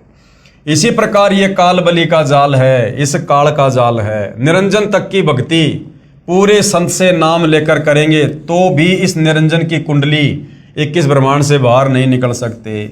अगर आप सतगुरु रामपाल जी से केवल इस काल तक की भक्ति लेकर भक्ति करोगे, केवल ओम नाम की भक्ति करोगे, प्रथम मंत्र लोगे, तो भी आप इसके जन्म और मरण के चक्कर से बाहर नहीं निकल सकते। हाँ, यदि आपने सतगुरु रामपाल जी से, तत्वदर्शी संत से अगर भक्ति का पूरा कोर्स ले लिया, प्रथम मंत्र प्राप्त कर लिया जिसमें काल ब्रह्मा विष्णु महेश और दुर्गा सबके मंत्र हैं, उसके बाद यदि आपने शतनाम भी प्राप्त कर लिया और तीसरा मंत्र सार नाम प्राप्त कर लिया और फिर सार शब्द आपको प्राप्त हुआ, तो आप इस काल के अरहट के कुएं से जन्म मरण के चक्कर से बाहर निकल सकते हैं। स्वयं ब्रह्मा विष्णु महेश आदि माया शेरा वाली भी निरंजन की कुंडली में है, यानी ब्रह्मा विष्णु महेश को भी ये काल बलि तपशिला पर भून भून के खाता है। ये बेचारे अवतार धार कर आते हैं और जन्म मृत्यु का चक्कर काटते रहते हैं। इसलिए विचार करें, सोहम जाप जो कि ध्रुव और प्रहलाद व सुखदेव ऋषि ने जपा, वह भी पार नहीं हुए, क्योंकि श्री विष्णु पुराण के प्रथम अंश के अध्याय 12 के श्लोक नंबर 93 में पेज नंबर 51 पर लिखा है कि ध्रुव केवल एक कल्प अर्थात 1000 चतुर्युग तक ही मुक्त है, इसलिए काल लोक में ही रहे तथा ओम नमः भागवते वासुदेवाय मंत्र का जाप करने वाले भगत भी श्री कृष्ण तक की भक्ति कर रहे हैं, वे भी 84 लाख योनियों के चक्कर काटने से नहीं बच सकते। यह परम पूज्य कबीर साहिब जी व आदरणीय गरीबदास साहिब जी महाराज की वाणी प्रत्यक्ष प्रमाण देती है। कहने का मतलब भाई और बहनों, आदरणीय गरीबदास जी महाराज जी ने भी बिल्कुल क्लियर कर दिया है कि भैया जब तक आपको तत्वदर्शी संत नहीं मिलता है और तत्वदर्शी संत की भूमिका निभाने के लिए कबीर परमात्मा सत्य पुरुष सतलोक से चलकर खुद ही आते हैं, और जब आप तत्वदर्शी संत की शरण में आ जाओगे, उनके बताए अनुसार उनसे उपदेश प्राप्त करके मर्यादा में रहकर आजीवन भक्ति करोगे, तब कहीं जाकर आप इस काल के 21 ब्रह्मांड से, इस जेल से निकलकर अमर धाम सचखंड सतलोक में जा सकते हो। और जब तक आप सतलोक में नहीं जाओगे, क्योंकि बाकी जितने भी संत महात्मा आचार्य शंकराचार्य किसी भी धर्म के मुल्ला मौलवी पादरी हैं, वो सब के सब शास्त्र विरुद्ध साधना ही करते हैं, काल के जाल में बने रहने वाली साधना ही करते हैं। उनकी भक्ति साधना में आप चाहे कितना जप कर लो, कितने मंत्र जाप कर लो, कितना दान धर्म कर लो, कितने ही भंडारे कर लो, कितना ही कुछ कर लो, आप काल के जाल में ही रहोगे। अनंत कोटि अवतार हैं माया के गोविंद, करता हो अवतरे बहुर पड़े जग फंद। अनंत कोटि अवतार हैं, यानी ब्रह्मा विष्णु महेश के करोड़ों अवतार हो चुके हैं। ये सब माया के गोविंद हैं, यानी माया के अधीन है, इस दुर्गा और काल के अधीन है। और करता हो अवतरे रामकृष्ण रूप में, ये यहाँ पर जो है ये करतार बन के आते हैं, भगवान बन के, और अंत में इनकी दुर्गति होती है, बहुर पड़े जमफंद, वापस फिर ये काल के जाल में फंसे रहते हैं। जिस प्रकार त्रेता युग में श्री रामचंद्र जी की अंत में कैसे मृत्यु हुई, वो इतने दुखी हो गए, इतने दुखी हो गए, उनकी पत्नी धरती में समा गई, उनके बच्चे उनके विरोधी हो गए, और अंत में श्री रामचंद्र जी ने सरयू नदी में आत्महत्या करनी पड़ी, जिसको हम समाधि कहते हैं कि जिंदा समाधि ले ली, जल समाधि ले ली। उन्होंने अंत में आत्महत्या करनी पड़ी दुखी होकर। तो ये काल बलि इस प्रकार से इन अवतारों की दुर्गति करता है। द्वापर युग में श्री कृष्ण जी आए, आजीवन लड़ाई झगड़ों में रहे, उनकी आंखों के सामने महाभारत हो गया, उनके रिश्तेदार मर गए, करोड़ों लोग मरे, 56 करोड़ यादव दुर्वासा के श्राप के कारण मर गए, और उसी श्राप के चलते अंत में श्री कृष्ण जी का भी अंत हुआ। बालिया नाम की शिकारी ने उनके पैर में जहरीला तीर मारा, तड़प तड़प कर उनकी मृत्यु हुई। तो ये काल अपने पुत्रों को और अवतारों को भी नहीं बख्शता है। सत्य पुरुष कबीर साहिब जी की भक्ति से ही जीव मुक्त हो सकता है। यानी ये जीव काल के 21 ब्रह्मांड से कैसे मुक्त होगा? सत्य पुरुष कबीर साहिब जी की भक्ति से। सत्य पुरुष कबीर साहिब जी की भक्ति से। और सत्य पुरुष कबीर साहिब जी की भक्ति कौन बताता है? तत्वदर्शी संत। और वर्तमान में वह तत्वदर्शी संत कौन है? सतगुरु रामपाल जी। तो सतगुरु रामपाल जी से उपदेश लेकर भक्ति करने से ही काल से जीव की मुक्ति हो सकती है। 21 ब्रह्मांड से जीव बाहर निकल सकता है। दूसरा कोई विकल्प, कोई तरीका नहीं है। जब तक जीव सतलोक में वापस नहीं चला जाएगा, तब तक काल लोक में इसी तरह कर्म करेगा और की हुई नाम व दान धर्म की कमाई स्वर्ग रूपी होटलों में समाप्त करके वापस कर्म आधार से 84 लाख प्रकार के प्राणियों के शरीर में कष्ट उठाने वाले काल लोक में चक्कर काटता रहेगा। माया यानी दुर्गा से उत्पन्न होकर करोड़ों गोविंद यानी ब्रह्मा विष्णु शिव मर चुके हैं। भगवान का अवतार बनकर आए थे, फिर कर्म बंधन में बंध कर कर्मों को भोग कर 84 लाख योनियों में चले गए। जैसे भगवान विष्णु जी को नारद का श्राप लगा, वे श्री रामचंद्र रूप में अयोध्या में आए, फिर श्री राम रूप में बाली का वध किया था। उस कर्म का दंड भोगने के लिए श्री कृष्ण जी का जन्म हुआ। फिर बाली वाली आत्मा शिकारी बना तथा अपना प्रतिशोध लिया। श्री कृष्ण जी के पैर में जहर लगा हुआ यानी विषाक्त तीर मारकर वध किया। महाराज गरीबदास जी अपनी वाणी में कहते हैं, ब्रह्मा विष्णु महेश्वर माया और धर्मराय कहिए, इन पांचों मिल परपंच बनाया वाणी हमरी लइये। इन पांचों मिल जीव अटकाए, जुगन जुगन हम आन छुटाए, बंदी छोड़ हमारा नामम अजर अमर है अस्त्र ठामम। पीर पैगंबर कुतुब ओलिया सुर नर मुनि जन ज्ञानी, और येता को तो रा ना पाया जम के बंधे प्राणी।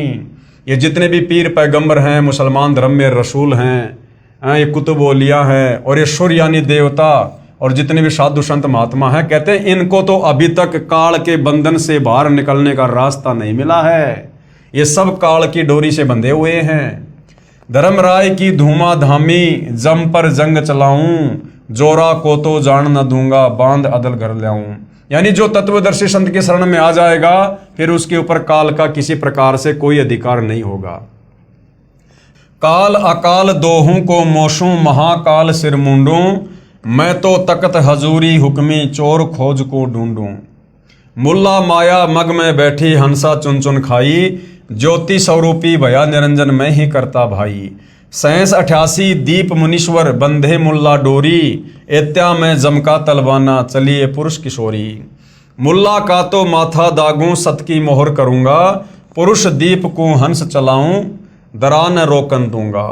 हम तो बंदी छोड़ कहावा धर्म राय है चकवे, शतलोक की सकल सुनावा वाणी हमरी अखवे। 9 लख पट्टन ऊपर खेलूं शाहदरे को रोकूं, 12 कोटि कटक सब काटूं हंस पटाऊं मोखूं। 14 भुवन गमन है मेरा जलथल में सरबंगी, खालिक खलक खलक में खालिक अविगत अचल अभंगी। अगर अलील चक्कर है मेरा जित से हम चल आए, पांचों पर परवाना मेरा बंदी छुटावन धाये। जहां ओकार निरंजन नाही ब्रह्मा विष्णु वेद नहीं जाए, जहां करता नहीं काल भगवाना काया माया पिंड ना प्राणा। 5 तत्व तीनों गुण नाही, ये सतलोक के बारे में बताया जा रहा है। और जोरा काल दीप नहीं जाही, अमर करूं सतलोक पठाऊं ताते बंदी छोड़ कहाऊं। इसका हिंदी अनुवाद गुरुदेव भगवान ने यहां पर किया है। कबीर परमेश्वर यानी कबीर देव की महिमा बताते हुए आदरणीय गरीबदास साहिब जी कह रहे हैं कि हमारे प्रभु कबीर देव बंदी छोड़ हैं। बंदी छोड़ का भावार्थ है काल की कारागार से यानी जेल से छुटवाने वाला। काल ब्रह्म के 21 ब्रह्मांडों में सभी प्राणी पापों के कारण काल के बंदी हैं। पूर्ण परमात्मा यानी कबीर देव कबीर साहिब पाप का विनाश कर देते हैं। पापों का विनाश न ब्रह्म कर सकता, न परब्रह्म कर सकता, ना ही ब्रह्मा विष्णु महेश कर सकते। केवल जैसा कर्म है उसका वैसा ही फल देते हैं। इसलिए यजुर्वेद अध्याय 5 के मंत्र 32 में लिखा है कबीर अंगारी असी, यानी कबीर परमात्मा ही पापों का नाश करता है। कबीर यानी कबीर देव कबीर परमेश्वर। अग अरी यानी पापों का शत्रु है। बम्भारी असी, बम्भारी यानी बंधनों का, अरी यानी शत्रु अर्थात बंधनों का शत्रु यानी बंदी छोड़ है। इन पांचों यानी ब्रह्मा विष्णु शिव और माया और धर्मराय से ऊपर सत्य पुरुष परमात्मा कबीर देव हैं जो सतलोक का मालिक है। से सर्व परब्रह्म ब्रह्म तथा ब्रह्मा विष्णु महेश व आदि माया नाशवान परमात्मा है। केवल कबीर परमात्मा जो सतलोक का मालिक है वही अविनाशी है।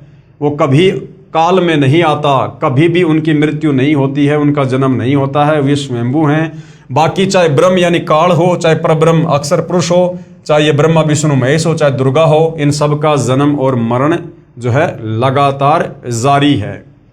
ये सब नाशवान है। महाप्रलय में ये सब तथा इनके लोक समाप्त हो जाएंगे। आम जीव से कई हजार गुना ज्यादा लंबी इनकी उम्र है, परंतु जो समय निर्धारित है वह एक दिन पूरा अवश्य होगा। इसी विषय में आदरणीय गरीबदास जी महाराज ने कहा है शिव ब्रह्मा का राज इंद्र गिनती कहाँ, चार मुक्ति बैकुंठ समझ एता लहा। शंख जुगन की जूनी उम्र बढ़धारिया, जा जननी कुर्बान सुकागज पारिया। येती उम्र बुलंद मरेगा अंतरे, सत्य सतगुरु लगे न कान न भेटे संतरे। क्या अनुवाद किया गुरुदेव ने? चाहे शंख युग की लंबी उम्र भी क्यों ना हो, वह एक दिन समाप्त जरूर होगी। यदि सत्य पुरुष परमात्मा यानी कबीर देव कबीर साहिब के नुमाइंदे पूर्ण संत गुरु जो 3 नाम का मंत्र जिसमें एक ओम, दूसरा तत्, तीसरा सत्य जो सांकेतिक है जो नाम देता है तथा उसे पूर्ण संत द्वारा नामदान करने का आदेश है, उसे उपदेश लेकर नाम की कमाई करेंगे तो हम सतलोक के अधिकारी हंस हो सकते हैं। अब भाई और बहनों, कबीर परमेश्वर अपना कोई भी नुमाइंदा यहाँ नहीं भेजता है। कबीर परमेश्वर अपने आप को छुपाते हुए अपने आप को ही कबीर जी का दास बताकर, नुमाइंदा बताकर आप और हमें यहाँ पर तत्व ज्ञान समझाते हैं, सतगुरु की भूमिका करते हैं। सत्य साधना बिना बहुत लंबी उम्र कोई काम नहीं आएगी, क्योंकि निरंजन लोक में दुख ही दुख है। यानी काल के लोक में चाहे लाखों साल की उम्र प्राप्त कर लो, यहाँ पर दुखों के सिवा कुछ भी नहीं है। कबीर जीवन तो थोड़ा ही भला, जय सत सुमरण होए, लाख बरस का जीवना लेखे धरे न कोई। यदि सत्य साधना की जाए तो कम उम्र ही अच्छी है। यदि सत्य साधना सत्य पुरुष की नहीं है तथा काल ब्रह्म की व देवताओं व देवियों की पूजा करके व प्राणायाम आदि करके लंबी आयु जीने वालों का कोई लेखा यानी मोक्ष मार्ग में नहीं किया जाएगा। इतनी लंबी आयु जितनी शंकर जी की है मिल जाए तो भी एक दिन मृत्यु अवश्य होगी, और करोड़ों बार हो चुकी है, अरबों बार हो चुकी है। ब्रह्मा विष्णु महेश की जो इतनी लंबी उम्र है ये भी अरबों करोड़ों खरबों बार मर चुके हैं। आम जीव की तो गिनती नहीं है। भक्ति गलत है, इसलिए जन्म तथा मृत्यु का चक्कर बना रहेगा। ऐसी उम्र का क्या औचित्य। कबीर साहिब अपनी यानी पूर्ण ब्रह्म की जानकारी स्वयं ही बताते हैं कि इन परमात्माओं से ऊपर यानी ब्रह्मा विष्णु महेश से ऊपर, दुर्गा से ऊपर, ब्रह्म से ऊपर, परब्रह्म से ऊपर असंख्य भुजा का परमात्मा सत्य पुरुष है जो सतलोक सचखंड सतधाम में रहता है, तथा उसके अंतर्गत सर्वलोक यानी इस ब्रह्म काल के 21 ब्रह्मांड व ब्रह्मा विष्णु शिव आदि के लोक तथा परब्रह्म यानी अक्षर पुरुष के 7 संग ब्रह्मांड व अन्य सभी ब्रह्मांड आते हैं, और वहां पर शतनाम शारनाम के जाप द्वारा जाया जाएगा जो पूरे गुरु से प्राप्त होता है। और पूरा गुरु वर्तमान में धरती पर केवल सतगुरु रामपाल जी है। सचखंड यानी सतलोक में जो आत्मा चली जाती है उसका पुनर्जन्म नहीं होता, यानी वो आत्मा फिर वापस काल के लोक में नहीं आती है, और ना सतलोक में कभी वो मृत्यु में आती है। केवल एक बार जन्म होता है, उसके बाद फिर मृत्यु कभी नहीं होती है। सत्य पुरुष यानी पूर्ण ब्रह्म कबीर साहिब कबीर देव ही अन्य लोकों में स्वयं ही भिन्न भिन्न नामों से विराजमान है। जैसे अलख लोक में अलख पुरुष, अगम लोक में अगम पुरुष और अकय लोक में अनामी पुरुष रूप में विराजमान हैं। ये तो उपमात्मक नाम है, परंतु वास्तविक नाम उस पूर्ण पुरुष का कबीर देव, भाषा भिन्न होकर कबीर साहिब है।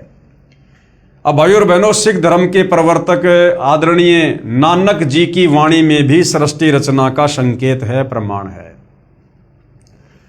आदरणीय नानक जी की वाणी में सृष्टि रचना का प्रमाण है। हम यहाँ पर नानक जी के नाम के आगे साहिब शब्द का यूज नहीं कर सकते, क्योंकि वर्तमान में भाइयों और बहनों कलयुग की बिचली पीढ़ी है, मोक्ष का प्राइम टाइम है। हालांकि नानक जी की भूमिका कबीर परमात्मा ने की थी, लेकिन हम वर्तमान में चूंकि कलयुग की बिचली पीढ़ी में हमने सतगुरु रामपाल जी को सतगुरु धारण कर लिया है, और हमारे लिए हमारे सतगुरु से बढ़कर फिर और कोई साहिब नहीं है। यदि हमने किसी और में साहिब देखा, किसी और को साहिब माना, तो फिर हम पतिव्रता पद से नीचे गिर जाते हैं। आदरणीय नानक जी की वाणी में सृष्टि रचना का संकेत है। श्री नानक जी की अमृतवाणी महला 1 राग बिलावलू अंश 1 गुरु ग्रंथ साहिब पेज नंबर 839। आपे सचू किया कर जोड़ी, अंडज फोड़ी जोड़ी बिछोड़, धरती आकाश किए बैसन कहूँ थाऊं, राती दिन तू किए भऊ भाऊ। ये पंजाबी है जो हिंदी में लिखी हुई है। जिन किए करी वेखण हारा, तृतीया यानी तीनों, ब्रह्मा विष्णु महेशा, देवी देव उपाय वैशा, पौन पानी अग्नि विसराऊं, ताहि निरंजन साचो नाऊं, तिसु मही मनवा रहिया लिव लाई, पर्णवती नानकू काड़ू न खाई। उपरोक्त अमृतवाणी का भावार्थ है कि सच्चे परमात्मा सत्य पुरुष ने स्वयं ही अपने हाथों से सर्व सृष्टि की रचना की, यानी अपने वचन से, अपने शब्द से। उसी ने अंडा बनाया, फिर फोड़ा तथा उसमें से ज्योति निरंजन निकला। यानी सिख धर्म के प्रवर्तक नानक जी की वाणी में भी, गुरु ग्रंथ साहिब में भी सृष्टि रचना का प्रमाण है कि ज्योति निरंजन यानी काल की उत्पत्ति सतलोक में कैसे हुई। कबीर परमात्मा ने वो अंडा बनाया, उसमें आत्मा प्रवेश करी, अक्षर पुरुष को जगाने के लिए जल में अंडा छोड़ा, अंडा 2 भाग हुआ, उसमें से जो आत्मा निकली, नानक जी कह रहे हैं वो कौन था? वो ज्योति निरंजन था, वो काल था। उसी पूर्ण परमात्मा ने सर्व प्राणियों के रहने के लिए धरती, आकाश, पवन, पानी आदि 5 तत्व रचे। अपने द्वारा रची सृष्टि का स्वयं ही साक्षी है, दूसरा कोई सही जानकारी नहीं दे सकता। यानी कबीर परमात्मा अपने द्वारा रची गई सृष्टि का खुद ही साक्षी है, क्योंकि सर्वप्रथम परमात्मा अकेले ही थे और वे स्वयं ही यहाँ इस पृथ्वी लोक पर आकर सृष्टि रचना की यथार्थ जानकारी देते हैं। तो तत्वदर्शी संत के रूप में खुद कबीर परमात्मा ही धरती पर आते हैं। फिर अंडे के फूटने से निकले निरंजन के बाद तीनों श्री ब्रह्मा जी, श्री विष्णु जी तथा श्री शिव जी की उत्पत्ति हुई, तथा अन्य देवी देवता उत्पन्न हुए, तथा अनगणित जीवों की उत्पत्ति हुई। उसके बाद अन्य देवों के जीवन चरित्र तथा अन्य ऋषियों के अनुभव के 6 शास्त्र तथा 18 पुराण बन गए। पूर्ण परमात्मा के सच्चे नाम यानी सतनाम की साधना अनन्य मन से करने से तथा गुरु मर्यादा में रहने वाले को श्री नानक जी कह रहे हैं कि काल नहीं खाता, यानी उसका मोक्ष हो जाता है। राग मारू अंश अमृतवाणी महिला 1 गुरु ग्रंथ साहिब पेज नंबर 1037। सुनहु ब्रह्मा विष्णु महेशु उपाये, सुने वर्ते जुग सपाए, ईशु पद विचारे सो जनु पूरा, तिस मिलिए भरमु चुकाईदा, शाम वेदु ऋगु जुजरू, अर्थर बणु, ब्रह्म में मुख माया है त्रैगुण, ताकि कीमत कहीं न सके, को त्यों बोले ज्यों बुलाईदा। क्या अनुवाद किया है गुरुदेव ने? उपरोक्त अमृतवाणी का सारांश है कि जो संत पूर्ण सृष्टि रचना सुना देगा तथा बताएगा कि अंडे के 2 भाग होकर कौन निकला, जिसने फिर ब्रह्मलोक की सुन में अर्थात गुप्त स्थान पर ब्रह्मा विष्णु शिव जी की उत्पत्ति की, तथा वह परमात्मा कौन है जिसने ब्रह्म यानी काल के मुख से 4 वेदों पवित्र ऋग्वेद, यजुर्वेद, सामवेद, अर्थर्वेद को उच्चारण करवाया, वह पूर्ण परमात्मा जैसा चाहे वैसा ही प्रत्येक प्राणी से बुलवाता है। इस सर्व ज्ञान को पूर्ण बताने वाला संत मिल जाए तो उसके पास जाइए, तथा जो सभी शंकाओं का पूर्ण निवारण करता है वही पूर्ण संत अर्थात तत्वदर्शी है, जो वर्तमान में सतगुरु रामपाल जी हैं। आप अपनी किसी भी प्रकार की शंका का, जो भी आपको आध्यात्मिक शंका है, आप निसंकोच अपनी शंका का समाधान उनके सत्संग सुनकर, उनके द्वारा लिखी गई पुस्तकें पढ़ के कर सकते हैं। श्री गुरु ग्रंथ साहिब पेज नंबर 929, अमृतवाणी श्री नानक जी की, राग रामकली महला 1, दक्षिणी ओंकार। ओंकारी ब्रह्म उत्पत्ति, ओंकारू किया जिनिचित, ओंकारी शैल जुग भय, ओंकारी वेद निर्मय, ओंकारी शब्दी उदरे, ओंकारी गुरु मुखितरे, ओनम अक्षर सुनहु विचारू, ओनम अखरू त्रिभुवन सारू। क्या अनुवाद किया है गुरुदेव ने। उपरोक्त अमृतवाणी में श्री नानक जी कह रहे हैं कि ओंकार अर्थात ज्योति निरंजन काल से ब्रह्मा जी की उत्पत्ति हुई। कई युगों मस्ती मारकर ओंकार यानी ब्रह्म ने वेदों की उत्पत्ति की, जो ब्रह्मा जी को प्राप्त हुए। 3 लोक की भक्ति का केवल एक ओम मंत्र ही वास्तव में जाप करने का है। इस ओम शब्द को पूरे संत से उपदेश लेकर अर्थात गुरु धारण करके जाप करने से उद्धार होता है। विशेष श्री नानक जी ने तीनों मंत्रों ओम प्लस तत् सत का स्थान स्थान पर रहस्यात्मक विवरण दिया है। उसको केवल पूर्ण संत तत्वदर्शी संत ही समझ सकता है। यानी सतगुरु रामपाल जी ने ही गुरु ग्रंथ साहिब को देखकर पढ़कर और सिख भाइयों को समझाया है, अन्य भगत समाज को समझाया है कि आदरणीय नानक जी के द्वारा जो वाणियाँ बोली गई हैं, जो आगे चलकर गुरु ग्रंथ साहिब के रूप में लिपिबद्ध की गई हैं, उनमें सृष्टि रचना का ज्यों का त्यों प्रमाण है। उसको केवल पूर्ण संत तत्वदर्शी संत ही समझ सकता है, तथा तीनों मंत्रों के जाप को उपदेशी को समझाया जाता है। गुरु ग्रंथ साहिब पेज नंबर 1038, उत्तम सतगुरु पुरुष निराले, शब्दी रते हरि रस मतवाले, रिद्धि बुद्धि सिद्धि ज्ञान गुरु ते पाइये, पूरे भाग मिलाइदा, सतगुरु ते पाए बिचारा, सुन समाधि सचे घरबारा, नानक निर्मल नादू शब्द धुनि, सचू रामे नामी समाइदा। क्या अनुवाद किया गुरुदेव ने। उपरोक्त अमृतवाणी का भावार्थ है कि वास्तविक ज्ञान देने वाले सतगुरु तो निराले ही हैं। वे केवल नाम जाप को जपते हैं, अन्य हठ योग साधना नहीं बताते। यदि आपको धन दौलत पद बुद्धि या भक्ति शक्ति भी चाहिए तो वह भक्ति मार्ग का ज्ञान पूर्ण संत ही पूरा प्रदान करेगा। ऐसा पूर्ण संत बड़े भाग से ही मिलता है। वही पूर्ण संत विवरण बताएगा कि ऊपर शून्य यानी आकाश में अपना वास्तविक घर सतलोक परमेश्वर ने रच रखा है। उसमें एक वास्तविक सार नाम की धुन आवाज हो रही है। उस आनंद में अविनाशी परमेश्वर के सार शब्द से समाया जाता है, अर्थात उस वास्तविक सुखदायी स्थान में वास हो सकता है, अन्य नामों तथा अधूरे गुरुओं से नहीं हो सकता। आंशिक अमृतवाणी महला पहला श्री गुरु ग्रंथ साहिब पेज नंबर 359 और 360। शिव नगरी में आसनी बैसों कल्प त्यागी वादम, सिंडी शब्द सदा धुनि सोहे, अहि निशि पूरे नादम, हरि कीर्ति रह राशि हमारी, गुरु मुखपंथ अतीतम, सगली ज्योति हमारी समिया, नानक वर्ण अनेकम, कह नानक सुन भरतरी जोगी, पार ब्रह्म लिव एकम। उपरोक्त अमृतवाणी का भावार्थ है कि श्री नानक जी कह रहे हैं कि हे भरतरी योगी जी, आपकी साधना भगवान शिव तक है, उससे आपको शिव नगरी में स्थान मिला है, और शरीर में जो सिंगी शब्द आदि हो रहा है वह इन्हीं कमलों का है, तथा टेलीविजन की तरह प्रत्येक देव के लोक से शरीर में सुनाई दे रहा है। हम तो एक परमात्मा पार ब्रह्म अर्थात सर्व से पार जो पूर्ण परमात्मा है, अन्य किसी और एक परमात्मा में लो यानी अनन्य मन से लगन लगाते हैं। हम ऊपरी दिखावा भस्म लगाना हाथ में डंडा रखना नहीं करते।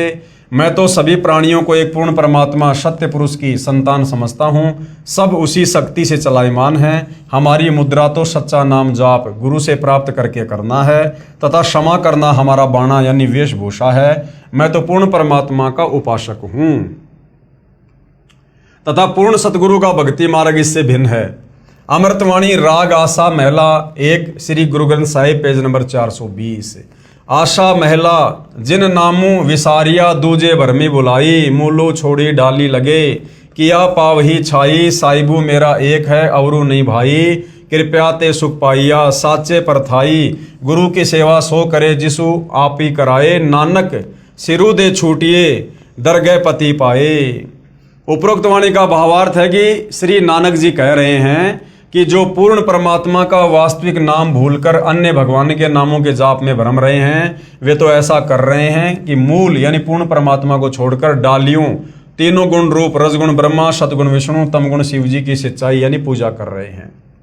उस साधना से कोई सुख नहीं हो सकता, अर्थात पौधा सूख जाएगा तो छाया में नहीं बैठ पाओगे। भावार्थ है कि शास्त्र विधि रहित साधना करने से व्यर्थ प्रयत्न है, कोई लाभ नहीं। इसी का प्रमाण पवित्र गीता अध्याय 16 श्लोक 23-24 में भी है।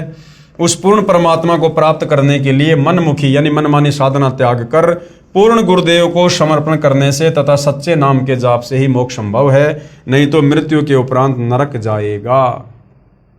यानी जितने भी धर्मशास्त्र हैं, जितने भी महापुरुष हैं, सब केवल एक ही भाषा बोल रहे हैं कि भैया इस काल ज्योति निरंजन की भक्ति तक आप चाहे कितना ही जोर लगा लो, कितना ही कुछ कर लो, काल ब्रह्म से नीचे दुर्गा है, फिर ब्रह्मा विष्णु महेश है, फिर देवी देवता हैं, फिर नीचे ये धर्मगुरु ने पाखंड पूजा शुरू करी रखी है। आप चाहे 21 ब्रह्मांड के अंतर्गत, काल के अंतर्गत कितनी साधना कर लो, आपका मोक्ष नहीं हो सकता, आप जन्म मरण से छुटकारा प्राप्त नहीं कर सकते। उसके लिए भैया कबीर परमात्मा समय समय पर खुद ही धरती पर तत्वदर्शी संत बनकर आते हैं, सच्चे सतगुरु बनकर आते हैं। उनसे उपदेश लेकर आजीवन मर्यादा में रहकर भक्ति करने से ही आप सतलोक जा सकते हो। श्री गुरु ग्रंथ साहिब पेज नंबर 843 844 बिलावलू महला। मैं मन चाहूँ घना साची बिगासी राम, मोही प्रेम प्रिय प्रभु अविनाशी राम। अविगतो हरि नाथु नाथ है, तिसे भावे सोथिए, कृपालु सदा दयालु, दाता जिया अंदर तू जिए, मैं आधारूं तेरा तू खसमू मेरा, मैं ताणू तकिया तेरो। साची सूचा सदा नानक गुरुस बदी झगरू निबेरो। उपरोक्त अमृतवाणी में श्री नानक साहिब जी कह रहे हैं कि अविनाशी पूर्ण परमात्मा नाथों का भी नाथ है, यानी भगवानों का भी भगवान है। कौन? कबीर भगवान, अर्थात देवताओं का भी देव है। सर्व प्रभुओं श्री ब्रह्मा जी, श्री विष्णु जी, श्री शिव जी तथा ब्रह्म व परब्रह्म पर भी नाथ है, यानी परमात्मा है, अर्थात स्वामी है। मैं तो सच्चे नाम को हृदय में समा चुका हूँ। हे परमात्मा, सभी प्राणियों का जीवन आधार भी आप ही हो, मैं आपके आश्रित हूँ, आप मेरे मालिक हो। आपने ही गुरु रूप में आकर सत भक्ति का निर्णायक ज्ञान देकर सर्व झगड़ा निपटा दिया, अर्थात सर्व शंका का समाधान कर दिया। श्री गुरु ग्रंथ साहिब पेज नंबर 721 राग तिलंग महला। एक अरज गुप्तम पेश तो दर कौन करतार, हक्का कबीर करीम तू बे परवरदिगार। कबीर परमेश्वर का नाम तक लिखा हुआ है गुरु ग्रंथ साहिब में। नानक बुगोयद जंतूरा तेरे चाकरा पखाक। उपरोक्त अमृतवाणी में स्पष्ट कर दिया है कि हे हक्का कबीर यानी सत्य कबीर, आप सत्य कबीर, और कौन करतार यानी शब्द शक्ति से रचना करने वाले शब्द स्वरूपी प्रभु, अर्थात सर्व सृष्टि के रचनहार हो। आप ही बेऐब यानी निर्विकार परवरदिगार, सर्व के पालन करता दयालु प्रभु हो। मैं आपके दासों का भी दास हूँ। कौन कह रहे हैं? नानक जी। किसको कह रहे हैं? अपने गुरु कबीर जी को, जो उनको बेई नदी पर आकर मिले थे, सचखंड दिखाया था। आगे श्री गुरु ग्रंथ साहिब पेज नंबर 24 राग श्री महला। तेरा एक नाम तारे संसार, मैं एह आस एहो आधार। नानक नीच कह विचार, धानक रूप रहा करतार। उपरोक्त अमृतवाणी में प्रमाण किया है कि जो काशी में धानक यानी जुलाहा है, यही करतार है, कुल का सिरजनहार है। अति आधीन होकर श्री नानक साहिब जी कह रहे हैं कि मैं सत्य कह रहा हूं कि यह धानक अर्थात कबीर जुलाहा ही पूर्ण ब्रह्म सत्य पुरुष है। विशेष उपरोक्त परमाणु के सांकेतिक ज्ञान से प्रमाणित हुआ। सृष्टि रचना कैसे हुई? पूर्ण परमात्मा की प्राप्ति करनी चाहिए, जो पूर्ण संत से नाम लेकर ही संभव है। उसके बाद भाइयों और बहनों, अन्य संतों द्वारा सृष्टि रचना की दंत कथा, यानी तत्वदर्शी संत के अलावा सृष्टि रचना के विषय में सही सही जानकारी अन्य कोई भी धर्मगुरु नहीं दे सकता, चाहे उसकी कितनी महिमा हो, चाहे कितने करोड़ों में उसके फॉलोवर हों। तो बाकी जो ये निरंकारी पंथ है, धन धन सतगुरु पंथ है, इन पंथों के गुरुओं ने भी सृष्टि रचना के विषय में बताया है, परंतु आधी अधूरी जानकारी है, दंत कथा। अन्य संतों द्वारा जो सृष्टि रचना का ज्ञान बताया है वह कैसा है? सृष्टि रचना के विषय में राधा स्वामी पंथ के संतों के व धन धन सतगुरु पंथ के संत के विचार। पवित्र पुस्तक जीवन चरित्र परम संत बाबा जयमल सिंह जी महाराज, पेज नंबर 102-103 से सृष्टि की रचना, सावन कृपाल पब्लिकेशन, दिल्ली। पहले सतगुरु यानी पहले सतपुरुष निराकार था, फिर आकार में आया तो ऊपर के 3 निर्मल मंडल सतलोक, अलखलोक, अगमलोक बन गया तथा प्रकाश तथा मंडलों का नाद बन गया। आदि अधूरी सी जानकारी है, गोल मटोल बात। पवित्र पुस्तक सार वचन, प्रकाशक हैं राधा स्वामी सत्संग सभा, दयाल बाग, आगरा। सृष्टि की रचना, पेज नंबर 8। प्रथम धुंधुकार था, उसमें पुरुष शून्य समाधि में थे जब कुछ रचना नहीं हुई थी। फिर जब मौज हुई तब शब्द प्रकट हुआ और उससे सब रचना हुई। पहले सतलोक और फिर सत्य पुरुष की कला से 3 लोक और सब विस्तार हुआ। यह ज्ञान तो ऐसा है जैसे एक समय कोई बच्चा नौकरी लगने के लिए साक्षात्कार यानी इंटरव्यू के लिए गया। गुरुदेव कह रहे हैं कि इन अन्य संतों के द्वारा जो जोड़ तोड़ करके आदि अधूरी सृष्टि रचना बताई गई है अपने भक्तों को, ये सृष्टि रचना तो ऐसे है, इसको समझने के लिए परमात्मा एक छोटा सा चुटकुला सुना रहे हैं। ये ज्ञान तो ऐसा है जैसे एक समय कोई बच्चा नौकरी लगने के लिए साक्षात्कार यानी इंटरव्यू के लिए गया। अधिकारी ने पूछा कि आपने महाभारत पढ़ा है? लड़के ने उत्तर दिया कि उंगलियों पर रट रखा है। अधिकारी ने प्रश्न किया कि 5 पांडवों के नाम बताओ। लड़के ने उत्तर दिया, एक भीम था, एक उसका बड़ा भाई था, एक उससे छोटा था, एक और था तथा एक का नाम मैं भूल गया। उपरोक्त सृष्टि रचना का ज्ञान तो ऐसा जानो। सत्य पुरुष व सतलोक की महिमा बताने वाले वे 5 नाम ओंकार, ज्योति निरंजन, ररंकार, सोहम, सतनाम देने वाले व 3 नाम अकाल मूर्ति, सत्य पुरुष, शब्द स्वरूपी राम देने वाले संतों द्वारा रची पुस्तकों से कुछ निष्कर्ष। यानी राधा स्वामी और धन धन सतगुरु पंथ में इस प्रकार के नाम दिए जाते हैं। तो इनके गुरुओं के द्वारा सृष्टि रचना के विषय में क्या बताया गया है? संत मत प्रकाश भाग 3 पेज नंबर 76 पर लिखा है कि सचखंड या सतनाम चौथा लोक है। सतनाम जो कि जपने का मंत्र है, उसको लोक बता रहे हैं, उसको जगह बता रहे हैं। यहां पर सतनाम को स्थान कहा है। फिर इस पवित्र पुस्तक के पेज नंबर 79 पर लिखा है कि एक राम दशरथ का बेटा, दूसरा राम मन, तीसरा राम ब्रह्म, चौथा राम सतनाम। यहां पर राम बता दिया सतनाम को। कभी तो सतनाम को जगह बता रहे हैं, कभी सतनाम को राम बता रहे हैं। ये असली राम है। फिर पवित्र पुस्तक संत मत प्रकाश पहला भाग पेज नंबर 17 पर लिखा है कि वह सतलोक है, उसी को सतनाम कहा है। पवित्र पुस्तक सारवचन नसर यानी वार्तिक पेज नंबर 3 पर लिखा है कि अब समझना चाहिए कि राधा स्वामी पंथ सबसे ऊंचा मुकाम है यानी जगह है कि जिसको संतों ने सतलोक और सचखंड और सार शब्द और सत शब्द और सतनाम और सत्य पुरुष करके बयान किया है। यानी सतनाम जाप करने का मंत्र है या कोई जगह है या परमात्मा का नाम है, ये भी इन संतों को नहीं पता है। पवित्र पुस्तक सारवचन नसर आगरा से प्रकाशित पेज नंबर 4 पर भी उपरोक्त ज्यों का त्यों वर्णन है। पवित्र पुस्तक सचखंड की सड़क पेज नंबर 226 संतों का देश सचखंड या सतलोक है, उसी को सतनाम सतशब्द सार शब्द कहा जाता है। विशेष उपरोक्त व्याख्या ऐसी लगी जैसे किसी ने जीवन में न तो शहर देखा है, ना कार देखी है और ना पेट्रोल देखा है और ना ड्राइवर का ज्ञान हो कि ड्राइवर किसे कहते हैं। और वह व्यक्ति अन्य साथियों से कहे कि मैं शहर में जाता हूँ, कार में बैठकर आनंद मनाता हूँ। फिर साथियों ने पूछा कि भाई कार कैसी है, पेट्रोल कैसा है और ड्राइवर कैसा है, शहर कैसा है? उस गुरु ने उत्तर दिया कि शहर कहो चाहे कार कहो एक ही बात है। शहर भी कार ही है, पेट्रोल भी कार कोई कहते हैं, ड्राइवर भी कार कोई कहते हैं, सड़क भी कार कोई कहते हैं। अर्थात ये राधा स्वामी पंथ वाले धन धन सतगुरु पंथ वाले गुरु ये सतनाम की व्याख्या करते हैं कि सतलोक भी सतनाम है, सत्य पुरुष भी सतनाम है, सचखंड भी सतनाम है। मतलब इनको सृष्टि रचना के विषय में 1% भी ज्ञान नहीं है कि सृष्टि रचना वास्तव में है क्या। केवल जोड़ तोड़ करके कबीर परमेश्वर की वाणियों को ना समझकर कहीं का ईंट कहीं का रोड़ा उठाकर इन्होंने इस प्रकार की सृष्टि रचना बनाई हुई है। आओ विचार करें। सत्य पुरुष तो पूर्ण परमात्मा है। सत्य पुरुष कौन है? पूर्ण परमात्मा। कौन? कबीर साहिब। और सतनाम क्या है? सतनाम वह दो मंत्र का नाम है, जिसमें एक मंत्र ओम है और दूसरा है तत्, जो सांकेतिक है। तथा इसके बाद सारनाम भगत को पूर्ण गुरु द्वारा दिया जाता है। ये सतनाम तथा सारनाम दोनों सुमरण करने के नाम हैं। सतलोक वह स्थान है जहां सत्य पुरुष रहता है। पुण्य आत्माएं स्वयं निर्णय करें तथा सत्य असत्य का।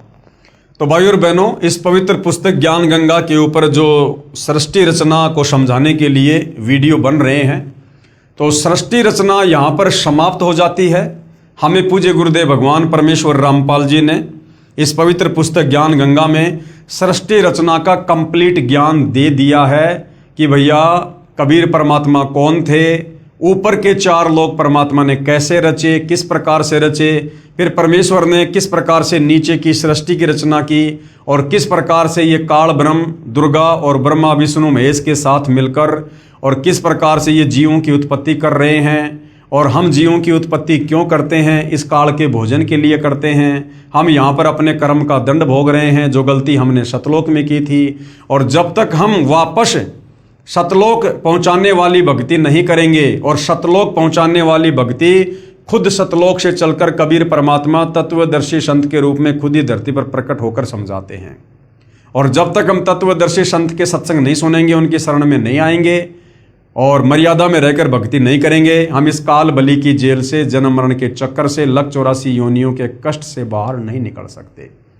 तो भाई और बहनों, आगे के ज्ञान को समझने के लिए, अध्यात्म को समझने के लिए, किसी भी धर्म के धर्म ग्रंथ को समझने के लिए, गीता वेद कुरान पुराण बाइबल को समझने के लिए हमने सृष्टि रचना का ज्ञान होना अति आवश्यक है, ताकि हम आगे के ज्ञान को बखूबी सरलता से समझ सकें।